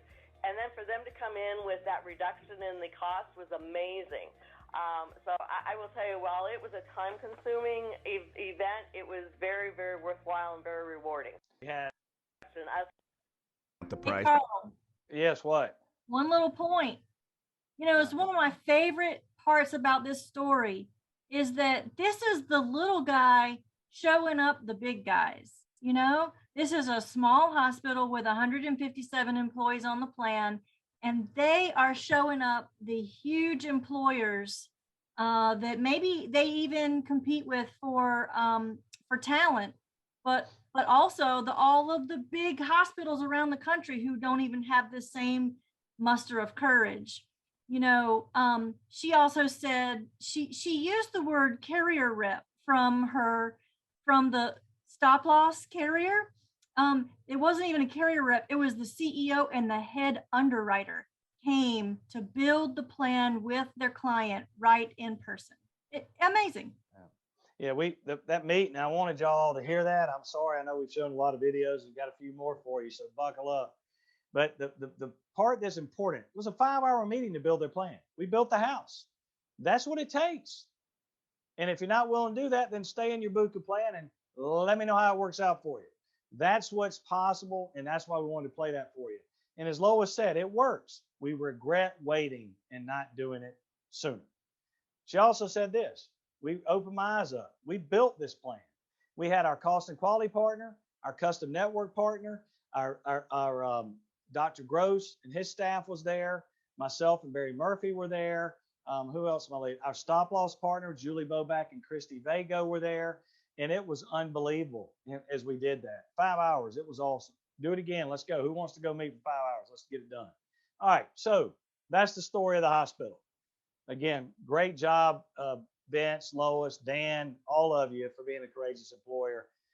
We are so thankful to have met you and glad that you took that courageous step. All right, let's talk about the Gasparilla Inn, where our Mitigate Partners amped up event is going to be in a few months.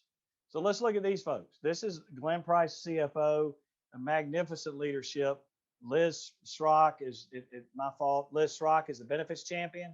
And we're going to talk about her and what she did. There are about 185 employees on average. They have employees there 6 months of the year, and then they open, and we'll get to that. I'll cover that in just a second. So anyway, here they are again, and there's a hotel. Pretty ugly place, isn't it? Now I'm going to play the video, the patient rights video for them here, and let y'all hear a little bit about this. And watch who Liz is and what Liz has done, and listen to the employees tell the story, and listen to what it means to them financially.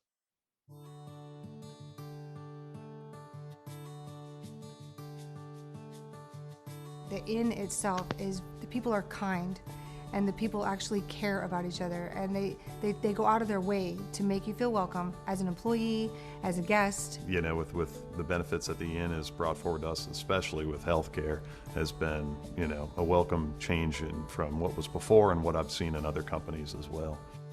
The fact that everything is so hidden in healthcare across the board. I mean, the hospitals are the same way. How much does it cost? Nothing in America is sold that way other than healthcare. Being here for 25 years at the inn, we've seen many different insurance programs come through. So when they decided to go self-insured, I didn't really know what that meant exactly and how that was going to go for us.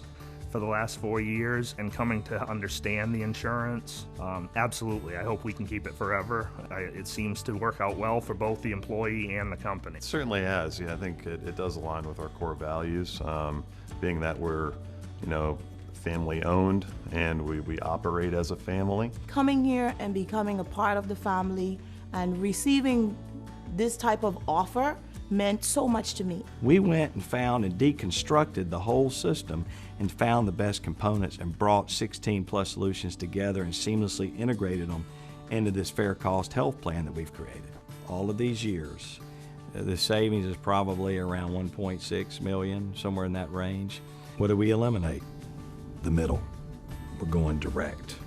That's how you save. It's direct to employer contracting. Your benefits coordinator, in our case it's Liz, who's great, and she's always extremely helpful. Having someone that you can call any moment of the day and say, hey, I have this issue, help me. I am here and available to them 24 hours a day, even on the weekends, and to guide them if they have any questions about where to go, who to see, how to handle their plan. Being that everything's transparent, there's a clear line of communication.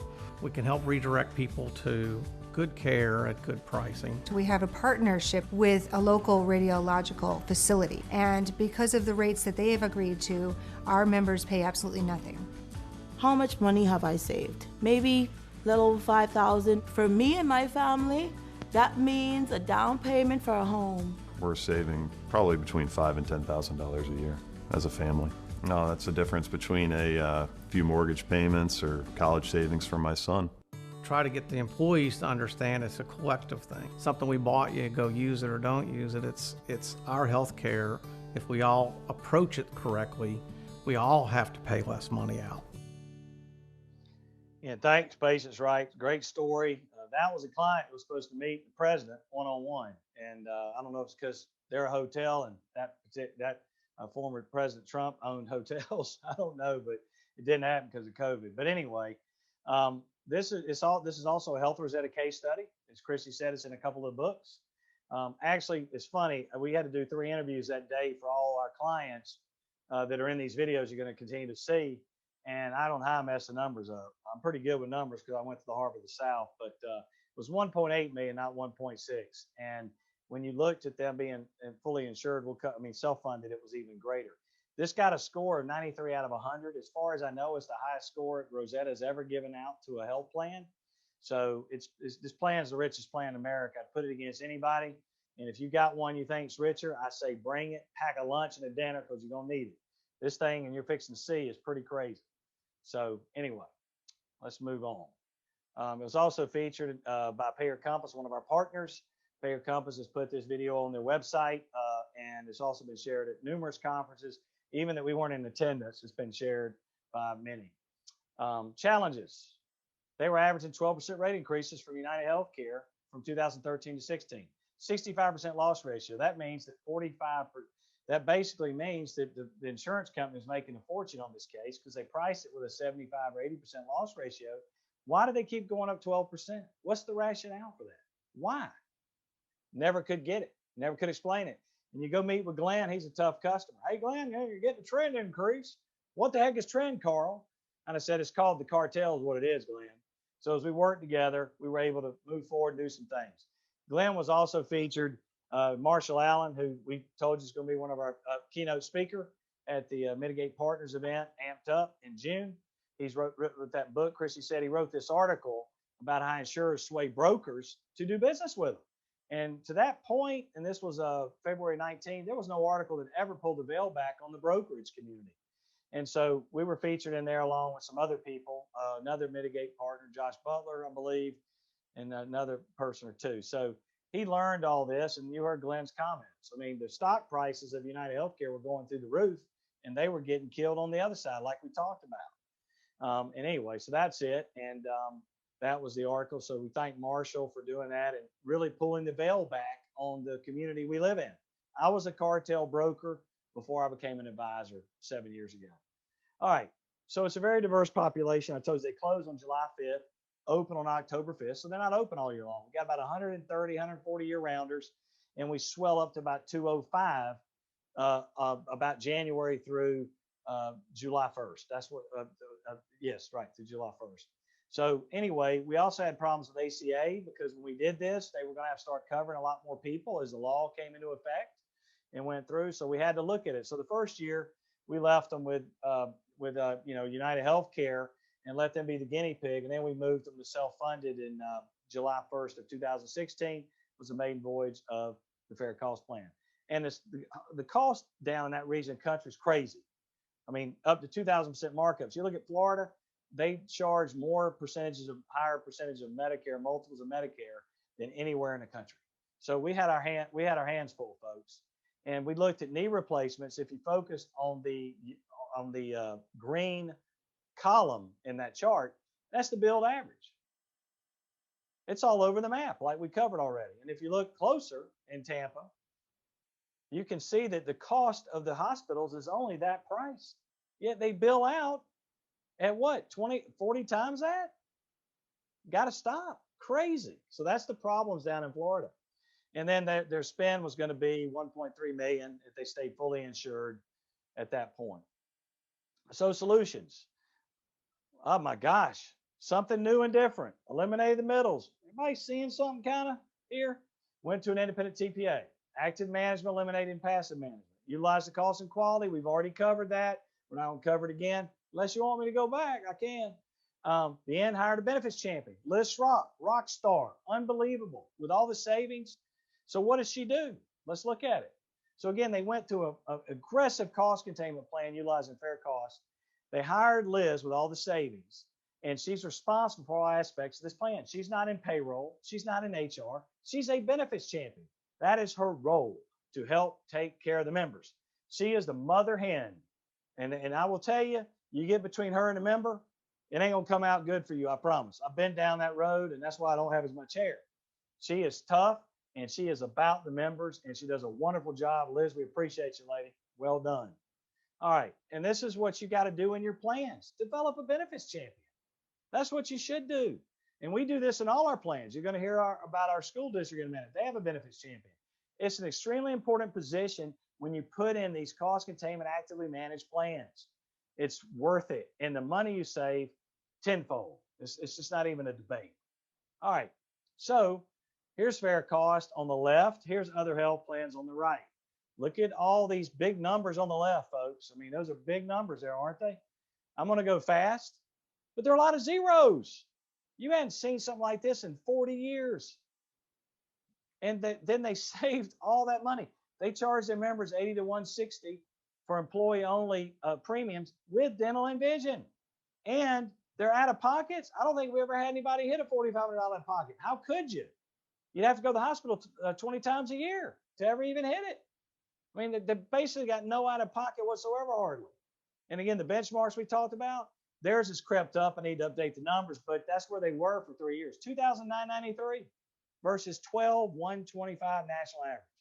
47 on the prescription drug. Big deal, folks. Do the math. You know the story. You know the results. So here was what we projected we'd save them. I think we've done a lot better than that. We're going to talk about it. Eliminate deductibles and coinsurance. Copays only. Increase their plan choice from 2 plans to 3. Reduce deductibles to 0. Out-of-pocket max stayed the same. No network restrictions. Go wherever you want, United States of America. They were on a United healthcare plan with limited choices. They can go anywhere they want now. We direct contracted with a health center down the street that works and acts like basically a DPC, if you will. It's literally 400 yards from there. You get on a golf cart and go down there. We'll work that out. Here's what it looks like. It's a beautiful facility. Come on down to Boca Grande down in June at our Amped Up Mitigate Partners event, and you'll get to see it for yourself. Beautiful facility and so forth. Now, we direct contracted with 4 hospitals within a 50-mile radius to eliminate any balance billing issues. And their hospital CEO, Tim, came to our benefit education meetings every year. A hospital CEO attends our benefit education meetings. How many of y'all have ever had a hospital CEO come to your meetings? And every time they comes, he goes, if I ever get fired, I'm coming here. Y'all got the best benefits we've ever seen. Our hospital doesn't have anywhere close to these benefits. So we also negotiated with a community pharmacy. I called up Jeff Young. Jeff, thanks for all your service to the end. We appreciate you providing health care to them. I called up Jeff, and he came together and agreed to deliver the scripts free to the end. So if you work at the end, it's a $6 toll to get on the island to go across the bridge. If you work there, they put it in a HIPAA-compliant bag, and you can pick your drugs up at the front desk without ever going to the drugstore, without going to the pharmacy, wherever. It's there for you. Unbelievable. Thanks for your partnership, Jeff. We also trifurcated a narrow network so that people have 3 choices of care with 3 different copays. So we now are directing them, and they will vote with their wallet, folks. That's important. They've got $0 copays for diagnostic and imaging. You heard Liz talk about the direct contract with a local radiology practice. They don't pay anything. PC dropped to 15. Specialist copay is very affordable, depending on which plan you're on. And then what's really cool is all services performed in the doctor's office are covered with that copay. I will tell you right now, you go in the doctor's office, and again, no offense, my father, no offense, Pops, but there'll be things that are done, and then you'll owe extra money. Not on this plan, you're done. And then when you go in there and you have all the ologist bills to deal with when you're in the hospital, the ologist, radiologist, pathologist, anesthesiologist, there's no surprise billing that's happening all over America. There's none of that here. Done. Your admission copay to the hospital, done. All right. And they also, when you have, the rules of the Affordable Care Act, over 55, you're supposed to have a colonoscopy for free. If they find a polyp, it becomes a diagnostic colonoscopy, and it's not free. They're covering it 100% no matter what. And they put in the direct cash pay program that can result discounts down to 70 to Medicare, 70%. And we generally pay 30 days in advance. That delivery you saw for $6,500 in cash, that delivery is paid for 30 days in advance. The member gets 50% of the savings, up to $1,000 outpatient, $1,500 inpatient. Wow. So they're paying them to be good stewards of the health plan. Got an innovative RX plan with preferred and non-preferred pharmacies. So I'll explain that in a minute. That's the copays that we've done. Some brand name drugs at no copay. So what we do on preferred pharmacies, those are Publix, Kroger, the grocery stores, Jeff Young, Young Community Pharmacy, Inglewood Pharmacy, all of those, and sometimes Costco and Walmart. Those are preferred. And the non-preferred pharmacies, they're still covered, but they got a $15 higher copay. That'll get your members' attention. They'll go to the preferred pharmacies. And you can only order your 90-day supply of drugs from a preferred pharmacy. No mail order. You got to do it at the retail, refill only. No mail order. That's another scam out there. Add a telemedicine with no copay. Do education meetings every year since 2015. Don't throw me in that briar patch. Pretty bad place to be in. And they've used our employee helpline, and they only charge 75% of the coverage election, whatever you buy. So you got a family, they're paying 75% of the total coverage. That's unheard of on top of these benefits. So the results, very quickly, they built employer-built healthcare, as we said. They saved 1.8 million, 34% when you compare them being fully insured. But if you compare them being self-funded with a BUCA, we looked at the billed charges that they were encountering, and we gave them a 60% discount on those billed charges. This has all been validated. $3.8 million or 67%. So self-funding for them would have been a bad decision with a BUCA in the Southwest Gulf Coast of Florida. And then the results, Cristy covered this earlier, fractured radius, fractured humerus. You saw these results earlier. I'm not going to spend time on them. We saved they paid $17,000 versus $290. And then again, here's the examples we just covered versus fully insured on our fair cost plan. And then again, if you looked at them going, as you see the bill charges $11 million, 185 employees, people over 3 years.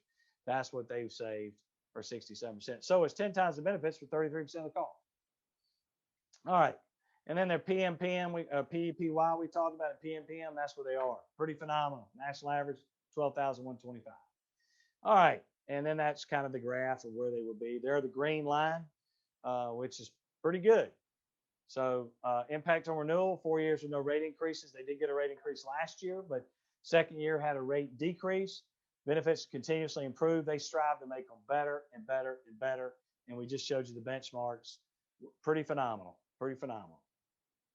So again, and real quick, I want you to hear what Densina said of what happened to her before she came on this health plan and how she felt. So take a listen.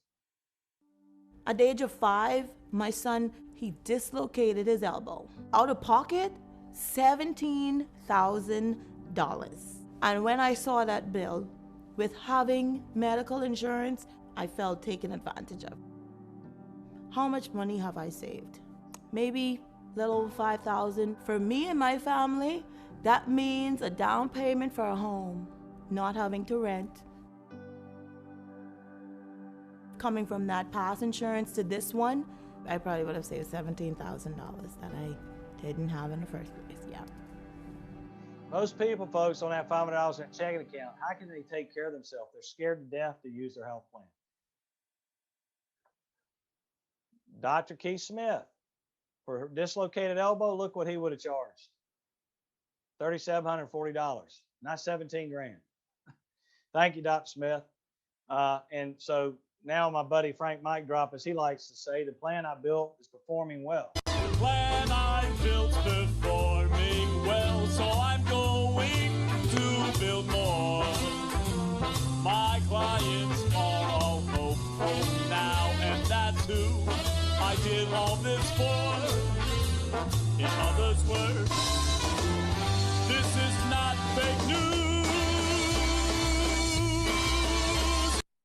So we still got your attention. We're going to build one more plan, and we'll wrap it up. So thank you, Liz and Glenn. Thanks for being a courageous employer. Thanks, Patient Rights, for covering it so well and getting the attention. So great work, guys. Now, the last one we're going to talk about is the school district of Osceola County. And that's an interesting story in itself. So let's get started. Lauren Haddix has done a wonderful job. She's the director of risk benefits. About 7,500 eligible people, 6,500 on the plan, 9,100 belly buttons, if you will, members covered. And there's Lauren. And we're going to talk about how we built their plan and what we did here. So let's see one last video of the school district. And this is before we got active with them, guys. We had to work alongside them for a year alongside Abuka. So this video was shot in November of 19. We made all these major changes October of 20, just last year. So here you go. Take a listen. No one should really have to worry about the cost of health care. No one should. They can't afford it. They just can't. It comes down to people, and the system doesn't help people. What we're looking at doing is coming in with an independent organization, Rosen Care. We went out to the Rosen Health Center, and we were shocked to go in and see how much he truly cares. The medical center was what we made this to be, was like theirs. It's still an independent business model. It doesn't owe anything to any other health networks, any other group of providers. It stands alone. Their goal is to provide quality health care in a convenient location with barriers removed, and at the same time take out some of the cost. We will be able to change the medical plans so that they mimic more of the Rosens, that they will only have certain copays outside of the medical center. We're reducing the cost because we're going direct so much that we can actually waive what would normally be the employee's share. A lot of the new programs that we're doing, like the pharmacy importation and the imaging, don't have that dollars out of their pocket, and in turn it helps save the trust fund some money. We're all going to be winners. We have implemented an international pharmacy program. In 1 week, we have saved our employees in the plan $10,000. We're doing direct contracting on imaging. One imaging invoice saved the plan $2,600. And guess what? We saved the employee $300 or $400 out-of-pocket cost. There'd be a $6 million reduction in cost year over year. I mean, and that's just barely getting started. That's real dollars, put them back in the classroom. We could get our employees the care that they need. That'll pull on your heartstrings. Real problem. So let's look at this. We met them and we presented to them for them to hopefully get us hired, which they did on April the 3rd, 2019. This is a slide we put up in our presentation. So I'm going to show it to you. What will the school district of Osceola County do? That's what they're at.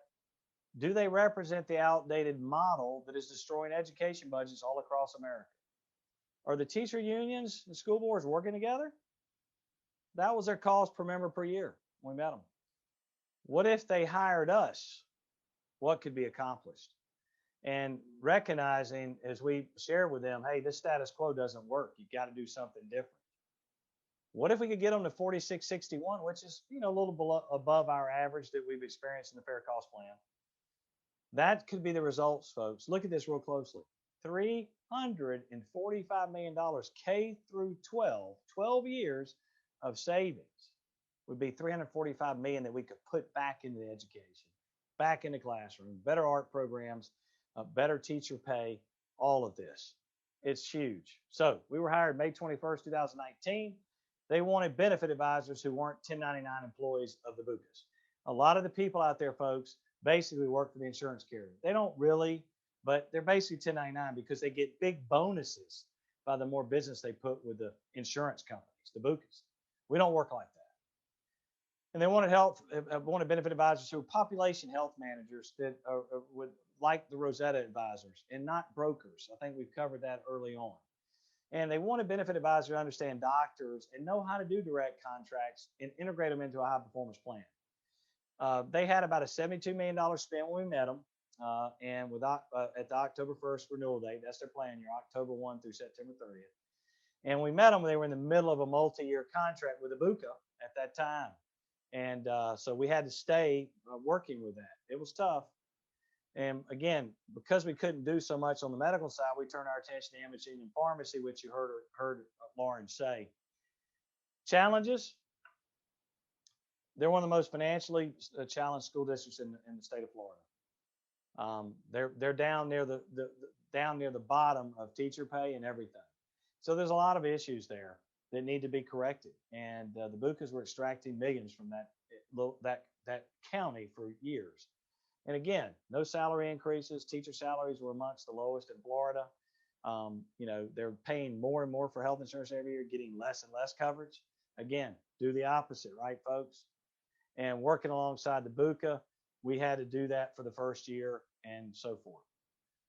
And they were extracting millions from their communities. Let me give you an example of what I'm saying here. So this was we went back and really tied this to the Obamacare or the Affordable Care Act. That was their pay in 2010. That was their health insurance cost per pay period for a family in 2010, 14% of their pay. 10 years later, look at their salaries. That's a problem, folks. That's a problem. Those health insurance premiums that continue to increase, getting worse and worse benefits, were eating all the salary increases. Carl, Right? Yes. there is no fiduciary on the planet that could not look at that and say, whoa, that's where all our money is going? Oh, we got to stop that. And anyone who is a fiduciary of a plan and is not asking those questions is not doing their job. Good point, Ms. Gupton. Thank you.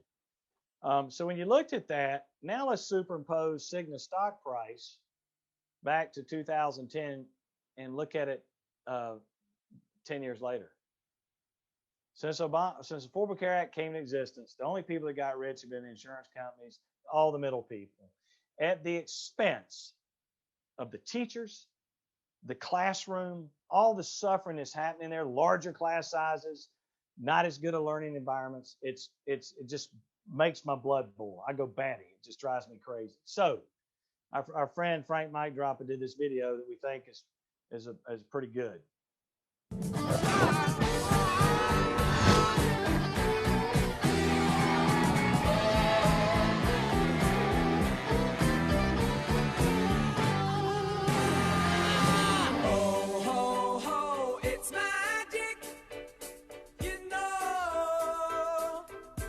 We said earlier that they jumped 52 spots from 65 to 13 with the Express Scripts merger.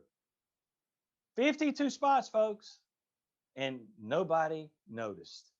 And our DOJ, boy, what a great job they did there. They didn't do anything. So it's a real problem. I think you get the message. We just thought that's a great example for you to see. So, all right, school board mandated they wanted to blow the health plan up. That was the mandate. So we did. And that was their spend. Here were the solutions we put alongside the BUCA the first year. Utilize big data. As we told you, got it on our data platform. We thought we could save with the medical center. The Rosen Care teams have done a great job managing the health center over there. And that's what we thought we could save. Again, compliant medical bill review. Some of these things we didn't get done, guys, the first year. Very difficult getting it done alongside of BUCA. But these were all the things that were potential. And when you looked at it, it was a lot of money. That's what we thought we could save them.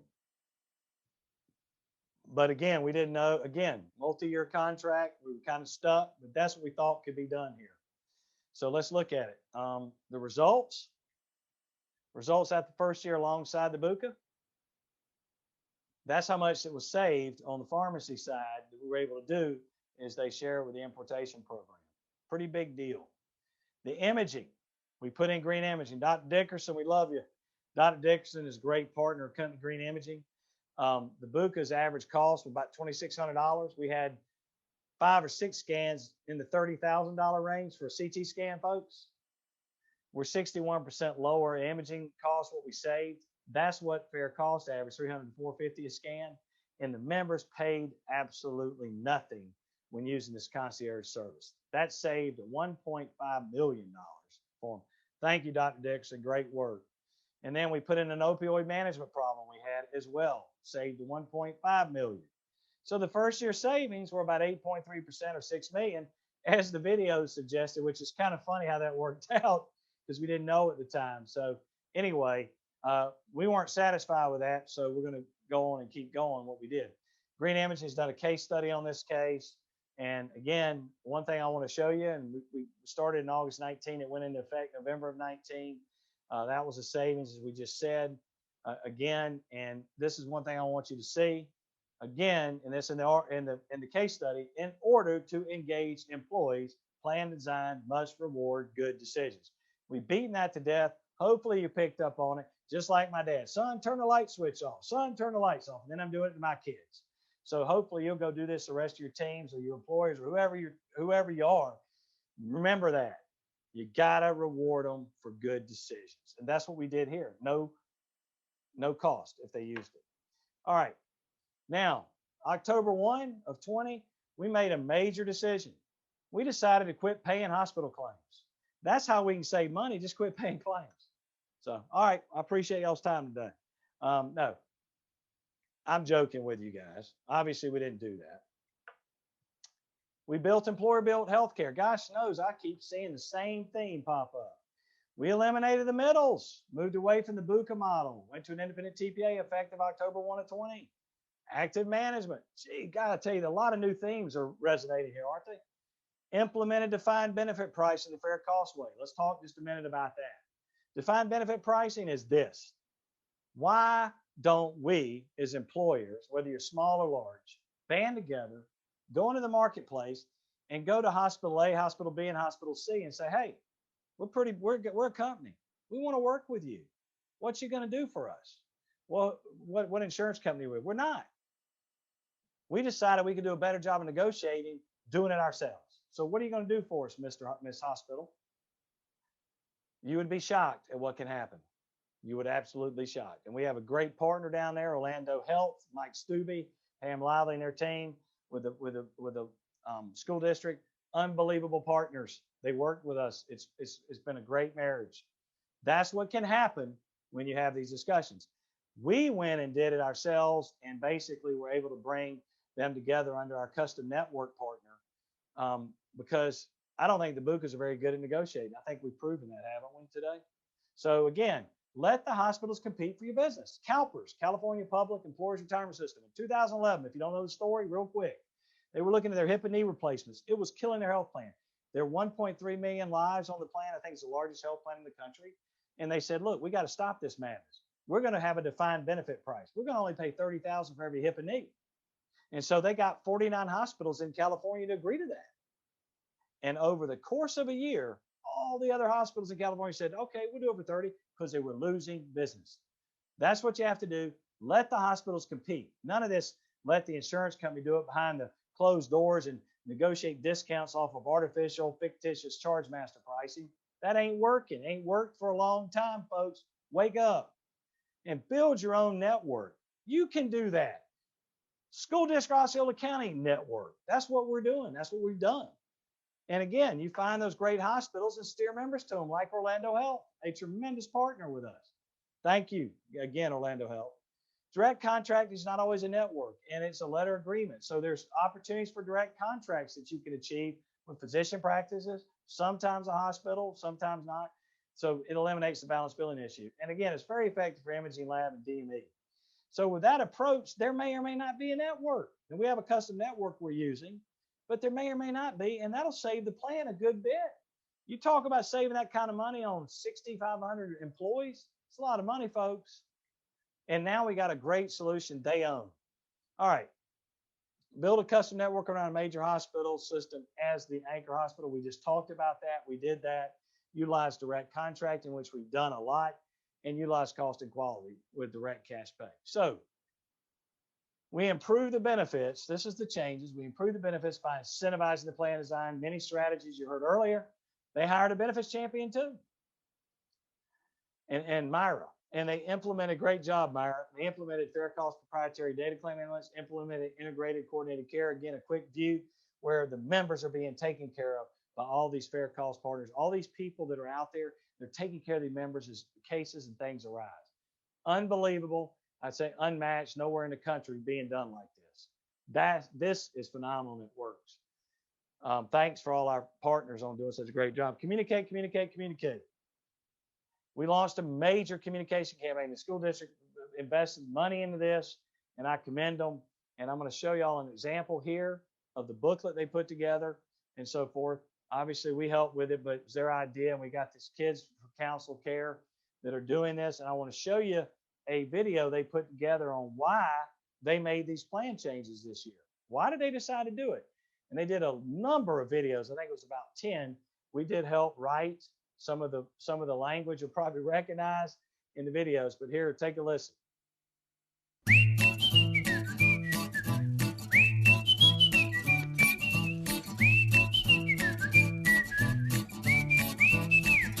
Hi, I'm Luke.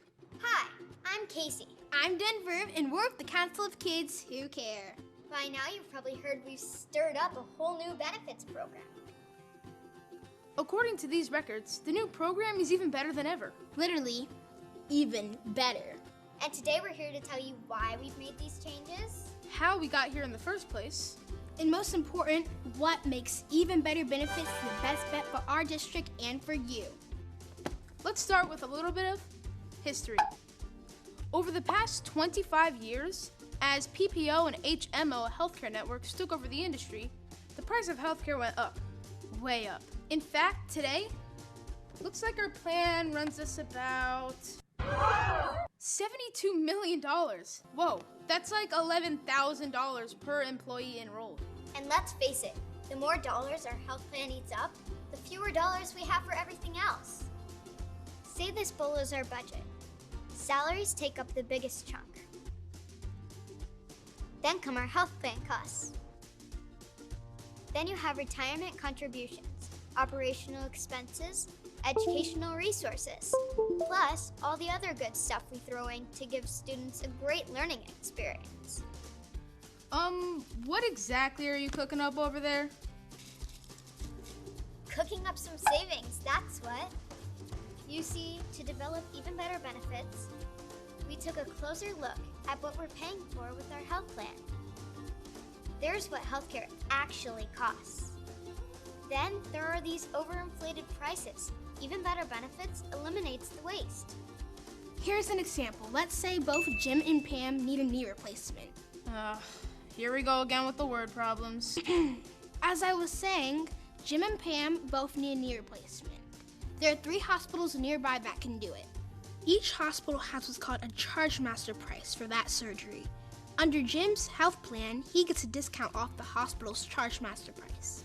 But Jim doesn't realize that prices for the same service are so different from hospital to hospital. Most people don't, so he just goes to the hospital closest to his house. But he still gets the discount, so he doesn't have to pay the charge master price. That's good, right? It seems good, but here's what's even better. Pam has even better benefits. We know the truth about the charge master price. It's not even real. Hospitals make it up so they can give insurance companies a big discount. It has nothing to do with the actual cost of the surgery. With even better benefits, we know how much the hospital... No, so Lauren and Latasha, thank you guys. Y'all are great, unbelievable leadership to get these videos done. I think the investment the school made to make these changes was significant. And you saw the results of that. And that's what the employees looked at. Here's the funniest part. If kids can do it, why can't everybody? So those folks, they did a great job. And you probably saw a little of us in some of the comments made as we helped write the script. So anyway, that's what you have to do, people. You make changes. You make changes in a large organization. That's what you have to do. Classes, things are going great, about what we're doing. and they're only getting better. The future's so bright, you gotta wear a shirt. I'm doing all right, getting good grades. The future's so bright, I gotta wear shades. All right, I gotta wear shades. so they're trending to save between 13.6 million or 18%, 20.5 or 27% off the previous 5 years before hire. That was the benchmark of their 5 years averaged out. Last year, we should be saving over last year between 9 million and 14 million over last year, which saved 6 million. It was the first time they didn't have to invade the trust in over 10 years to pay the deficit from the health plan. First time in over 10 years, people, with that $6 million. It's significant, and we hope it gets, like they say, even better. So that's what we're hoping to do going forward. So you stay tuned. Hopefully you'll know more by the time we show up. If the school district's chosen, who knows who they're going to pick in the polls, but we'll know more by then, which we can hopefully share, even if we're talking about this. So Again, that's the year to date right now, below last year. Pretty unbelievable. Stay tuned. The best is yet to come. And again, this is what it's about, people. It's about investing. It's about keeping the dollars local, not on Main Street, not Wall Street, and getting back and taking care of these teachers and these students and getting things back to where they ought to be. Our education is so important. It's the future of our country. That's what can be done. And if we can stay on this path, that's the difference that the school was paying out to the cartel of the Bucas every year. And that's the difference that can be kept now if it's kept in the community. So anyway, thanks. Great job, Lauren and team. Excellent work. So does your annual renewal meeting look like this? Most of the time when Cristy and all of us are involved out there, that's what we see. Hey, what if we don't change? Something magical happens. Okay, great. Magical healthcare. How's that working out for you? What if it looked like this? In the words of Sheryl Crow, a change will do you good. Healthcare costs down, profits going up, wages going up. I think we've proven that that is absolutely possible. And the next thing, are you willing to change? And all the mitigators and all of us out here, all the good advisors out here have been dealing with. This is really innovative, but I'm afraid to change. I don't know. Has anybody done it before? I think we covered that. Mount Everest, baby. We've climbed it a bunch. No excuses. Where's the ROI? I mean, give me a break. And you're going to get that. So be prepared. I think we've proven the ROI. Is anyone clear? Because I'll go back through it again if you want me to. That's what I thought. All right. So all it takes is good advice and a little courage, as Cristy Gupton said. You just saw and heard from 3 courageous employers that are doing this. You heard some of it out of their mouths in some of the videos. So it does take a good advisor, and you have to lead. And that's really, really, really important. But we got to give that employer the courage to make the change. And that's our job. And we have to do that together. So again, as I said, Mount Everest was once unclimbable. Now there's a little problem. So no excuses, folks. I don't want to hear it. Don't tell me, they can't do it. I don't want to hear it. No excuses. In summary, as you've seen, we take an active managed approach to our client spending patterns, and it's amazing, remarkable what happens. And we are population health managers. We're not insurance brokers. We don't sell insurance. We build and architect and design health plans that are employer built, not insurer built. And we use granular analytics, I think, as we've proven, to allow that client and assist them to actively manage their program with better outcomes. And I want to say one last thing. When we talk about this and we talk about all these things, I just want to share a story on the school district. Last March, 2020, we had an employee that had a heart transplant. We get an email from the BUCA and we get them 3 or 4 times a week, large claimant notification. And it said, here is your large claimant notification for today with an exclamation mark. And I kept going, why in the world do you think we're excited about getting this notice? I mean, exclamation mark? I guess because they're going to be making more money because the claims are high. I guess that's the only thing I can figure out. Maybe they're excited. So it was $3.2 million heart transplant. After the discount, it was $2.2 million. Problem is the stop loss that the school has is $900,000.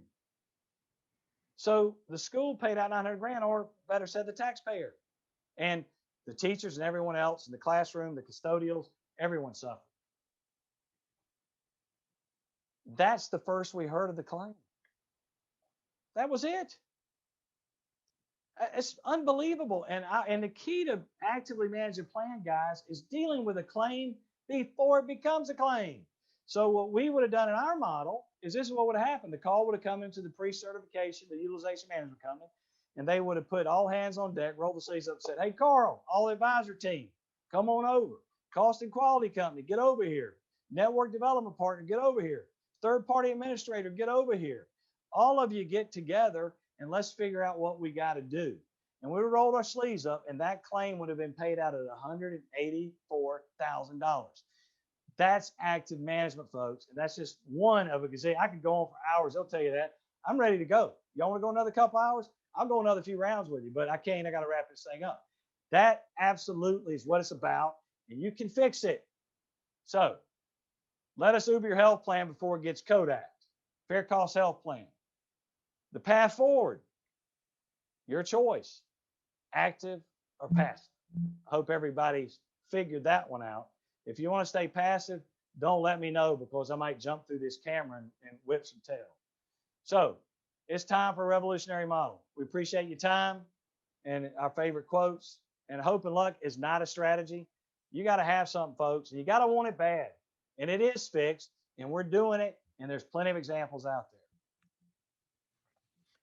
Thanks so much, Carl and Cristy. Those were some great examples of some excellent case studies. You talked a lot about the courage that these employers have to go active and not be passive. And you talked about a lot of great partners that make it possible that you work with to put together this neighborhood model of, it takes a lot of people working together alongside of each other with a common goal of trying to lower the cost for this to work. But I think we would be remiss if we didn't commend your courage as an advisor, just being in the position that you are.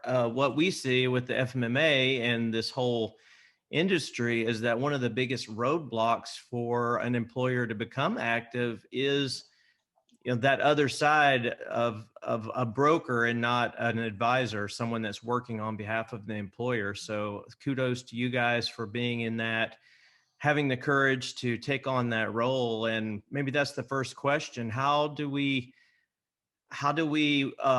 work to educate employers that even though they might be self-funded already, that they don't have control of their plan if they have the wrong advisor in place? That's a really good one. And I come up against that a lot myself. Many self-funded plans that I, talk to, and the employer will say, well, we're already self-funded. Aren't we already doing all these things? And so there's a lot of misconceptions out there, and it is important to talk through those details and really dig in. Like Carl said when he started his talk, you got to want this bad, right? And so it means we've got to work together. And I use that word work intentionally. It is work. Now, of course, Carl and I and the Mitigate Partners, we do most of it for the employer, but this is not coasting, and using the easy button. Yeah, James, I'll say this. Great thoughts, Cristy. I'll say this. If you're charged with being a fiduciary and steward over your client's money, which we take pretty dadgum serious, treating it like it's our own money, that's what really drove this and why we're all doing this. It's a problem, and there are more court cases coming out, and you're going to hear about it.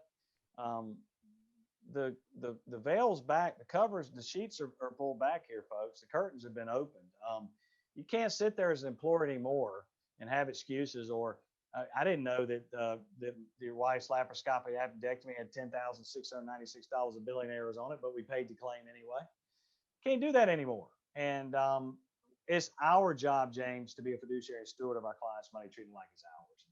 And we take it really serious, deadgum serious, as I said. And that's what needs to change. But it's more work. I personally, myself, I'm gonna speak for me, I can't be in the deer stand as early because I'm solving a knee replacement at a crisis hour at 6 o'clock on a Friday, getting that done and helping with our partners and getting the cash done. We're like the conductor in the orchestra, putting it together. Or I'm not on the golf course as quick as I like to be. That's the difference. And I think Cristy said it well. So it's hard, it's tough, and a lot of the people don't know where to go, James. That's the other problem. And the employers are difficult because they have been conditioned for so long to this model. I think, as David Catorno always says, the Stockholm syndrome. They fallen in love with their captor. Well, that's a big part of, I think, this theme of taking the red pill is a lot of people just don't know that they are stuck in this matrix system of healthcare that they could wake up and be out of. And it takes someone like yourself or a good TPA or a transparent provider, physician that's like Dr. Smith at the surgery center to maybe help wake them up. So that's what we're trying to do. I'll just go through some questions, and while we're doing that, we'll have the polling open for people to vote on which one of these case studies they would like to see in more detail in August at the FMMA conference. So you can vote for one of these, the Desoto Memorial Hospital, Gasparilla Inn, or the school district of Osceola County. And I just wanted to also comment about that video that you guys did for the school district. That was very powerful to hear this information that we talk about all the time, but coming from the mouths of children. I think that's very powerful. And I think that's something a lot of employers could learn from and getting the buy-in from their employees. So kudos on that. One of the questions that came in is this, this is all great, but is this workable on an individual level? So they have in mind the fact that so many people now are part of the gig economy and may have be independent contractors. Is this model scalable down to an individual level? No. Go ahead, Cristy. Yeah, I struggled with this myself. My firm is a small firm. The employees that work with me they don't need health insurance because they're all on Medicare. And so I was the only one for a long time that needed any kind of health plan. So I thought it was just easier at the time to just be on my husband's health plan through his employer. And we did that for about 20 years. And, we had children and paid the higher family premium once they came along. When I calculated what we paid in premiums for 20 years on my husband's health insurance plan, which, by the way, their third-party administrator is Blue Cross of North Carolina, it made me nauseous just to think, just to see how much of our wealth we had transferred to Blue Cross of North Carolina. So as an individual, and crunching the numbers and deciding that I was sick and tired of having a Blue Cross card to carry around in my wallet that wasn't really getting me anything, I decided to go with a direct primary care doctor and join that membership with me and my boys. Now, we left my husband on his employer health plan and said, good luck. They can keep paying for you, but we're out of here. So we went with the DPC and Sedera. And frankly, I've never been happier. And I promise you, never go back to paying insurance premiums, not this individual. So I understand that people have they feel this obligation to have an insurance plan, even if they're an individual. But I am here to tell you, I can relate to that. And I regret every dollar that I ever spent that was really wasted. I feel like today I have better care all day long. And we're spending about a third of what we once paid in insurance premiums. So I know there's not a lot of real clear answers for the individual market, but I can promise you, I report back as a happy customer from DPC and Sedera. That's the way I'm going to stay. Yeah, I think a lot of what you talked about in the building blocks of your health plan could be taken to an individual, and starting with the DPC, as you mentioned, that one of the first building blocks of your fair cost health plan is the DPC. And that's what we recommend to individuals all the time is DPC, medical cost sharing like Sedera and others that are out there. And then some kind of stop loss, I guess you would call it, like a hospital indemnity plan, which, our friends and partners at Philadelphia American Life are also members of the FMMA, and they have that for individuals. So there's a way, I think, for individuals to construct this kind of in their own way. But that was one question that someone had that I wanted to address. Dr. Jeffrey Gold, a DPC doctor in Massachusetts, a good friend of you guys, I believe. His concern is that a lot of people lack a stake in the game. So in these, obviously in your plan, it seems like you're putting a lot invested in the decision-making process to the employee here and giving them more autonomy. But Dr. Gold was saying that if people lack a stake stake in the game and they have a very minimal deductible, does that somehow diminish the physician or make us feel like the physician is not valued if his cost is only $20?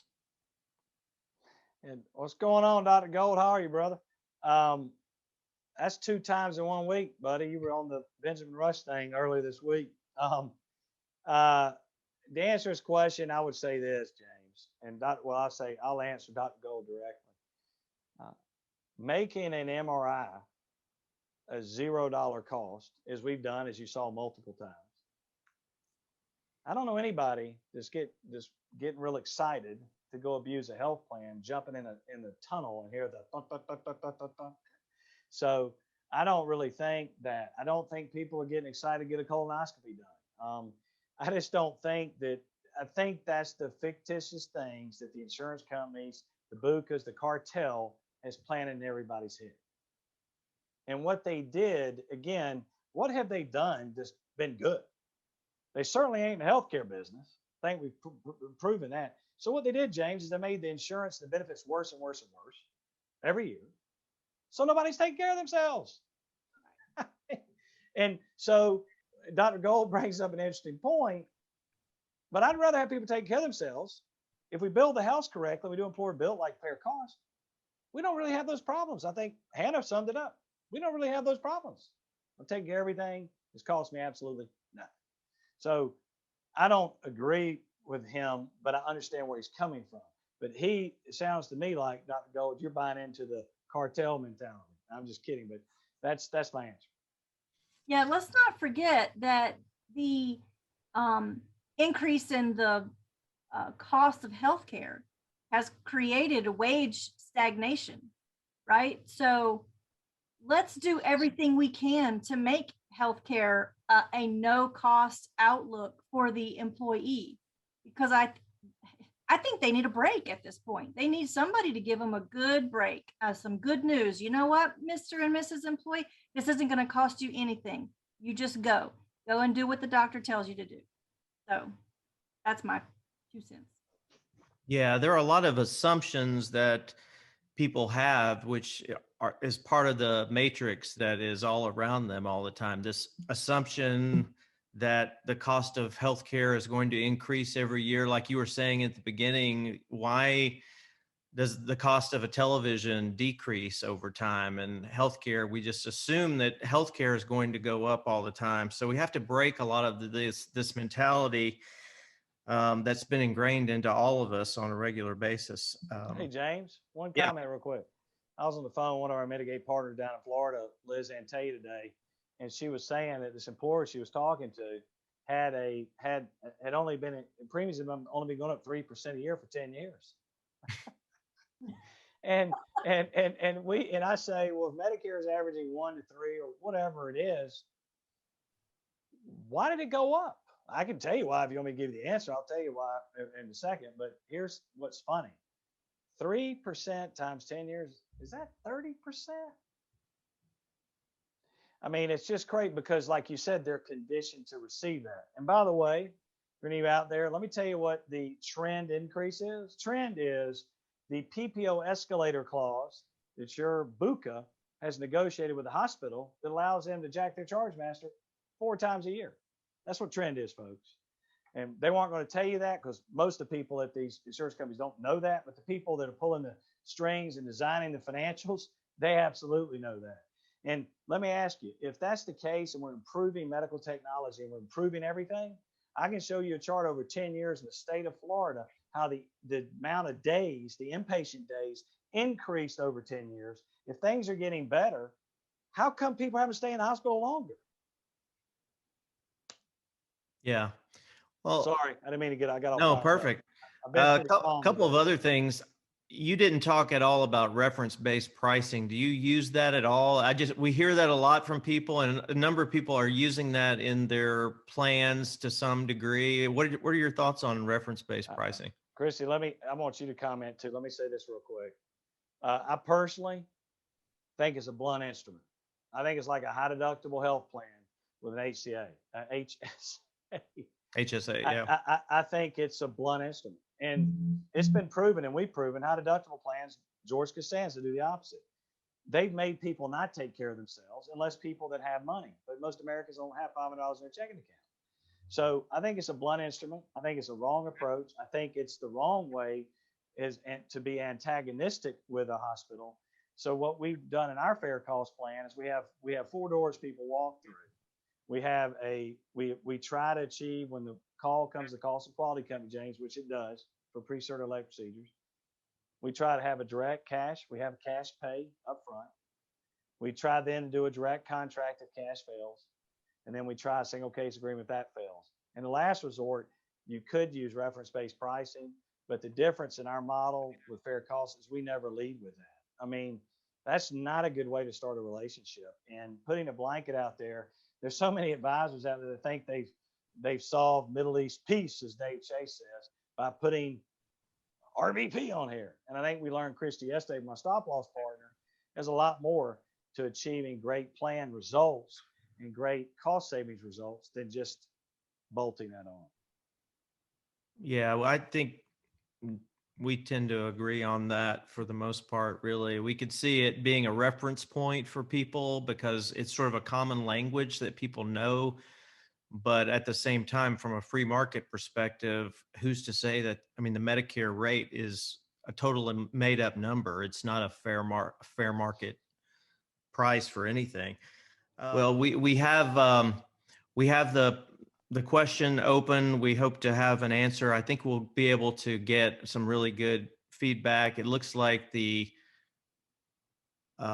school district of Osceola County is at this point in the lead. So we're very, very excited that we would be able to bring someone from the school district to come and share.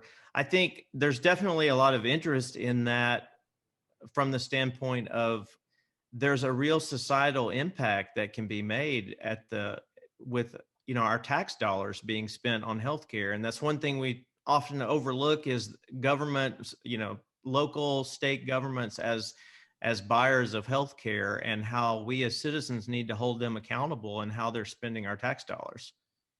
Any comments on that? I think it adds a whole new level to fiduciary, doesn't it, James? So yeah, it's frustrating. Many of these public entities are slow to move. I commend the school district of Osceola County for taking an approach to do something different. Some of it was forced because of the economic situations down there, but they wanted to make a change. It's not been easy. The rest of most of the public entities, James, in our experience, unfortunately, are self-preservationists. They're worried about their defined benefit pension plan, their health care, their retiree insurance, and they're scared to take risk or changes. And it's not a risk. I mean, how can giving your employees better health care at a great cost or price be a risk? Absolutely. Well, we appreciate the time that you guys gave us. We won't take any more of your time, but we really appreciate this great opportunity to learn some specific examples of how you guys have worked with employers to lower their healthcare costs. And we know that these are just 3 of many examples that you guys are part of, and all the Mitigate partners and all the other great people that are involved with the Free Market Medical Association are doing. So our goal is to help people take these ideas and replicate them all over the country like you guys are doing with Mitigate Partners. And we look forward to seeing everyone in August for our conference. We have some very special guest speakers, and you guys are certainly part of that. So thanks so much.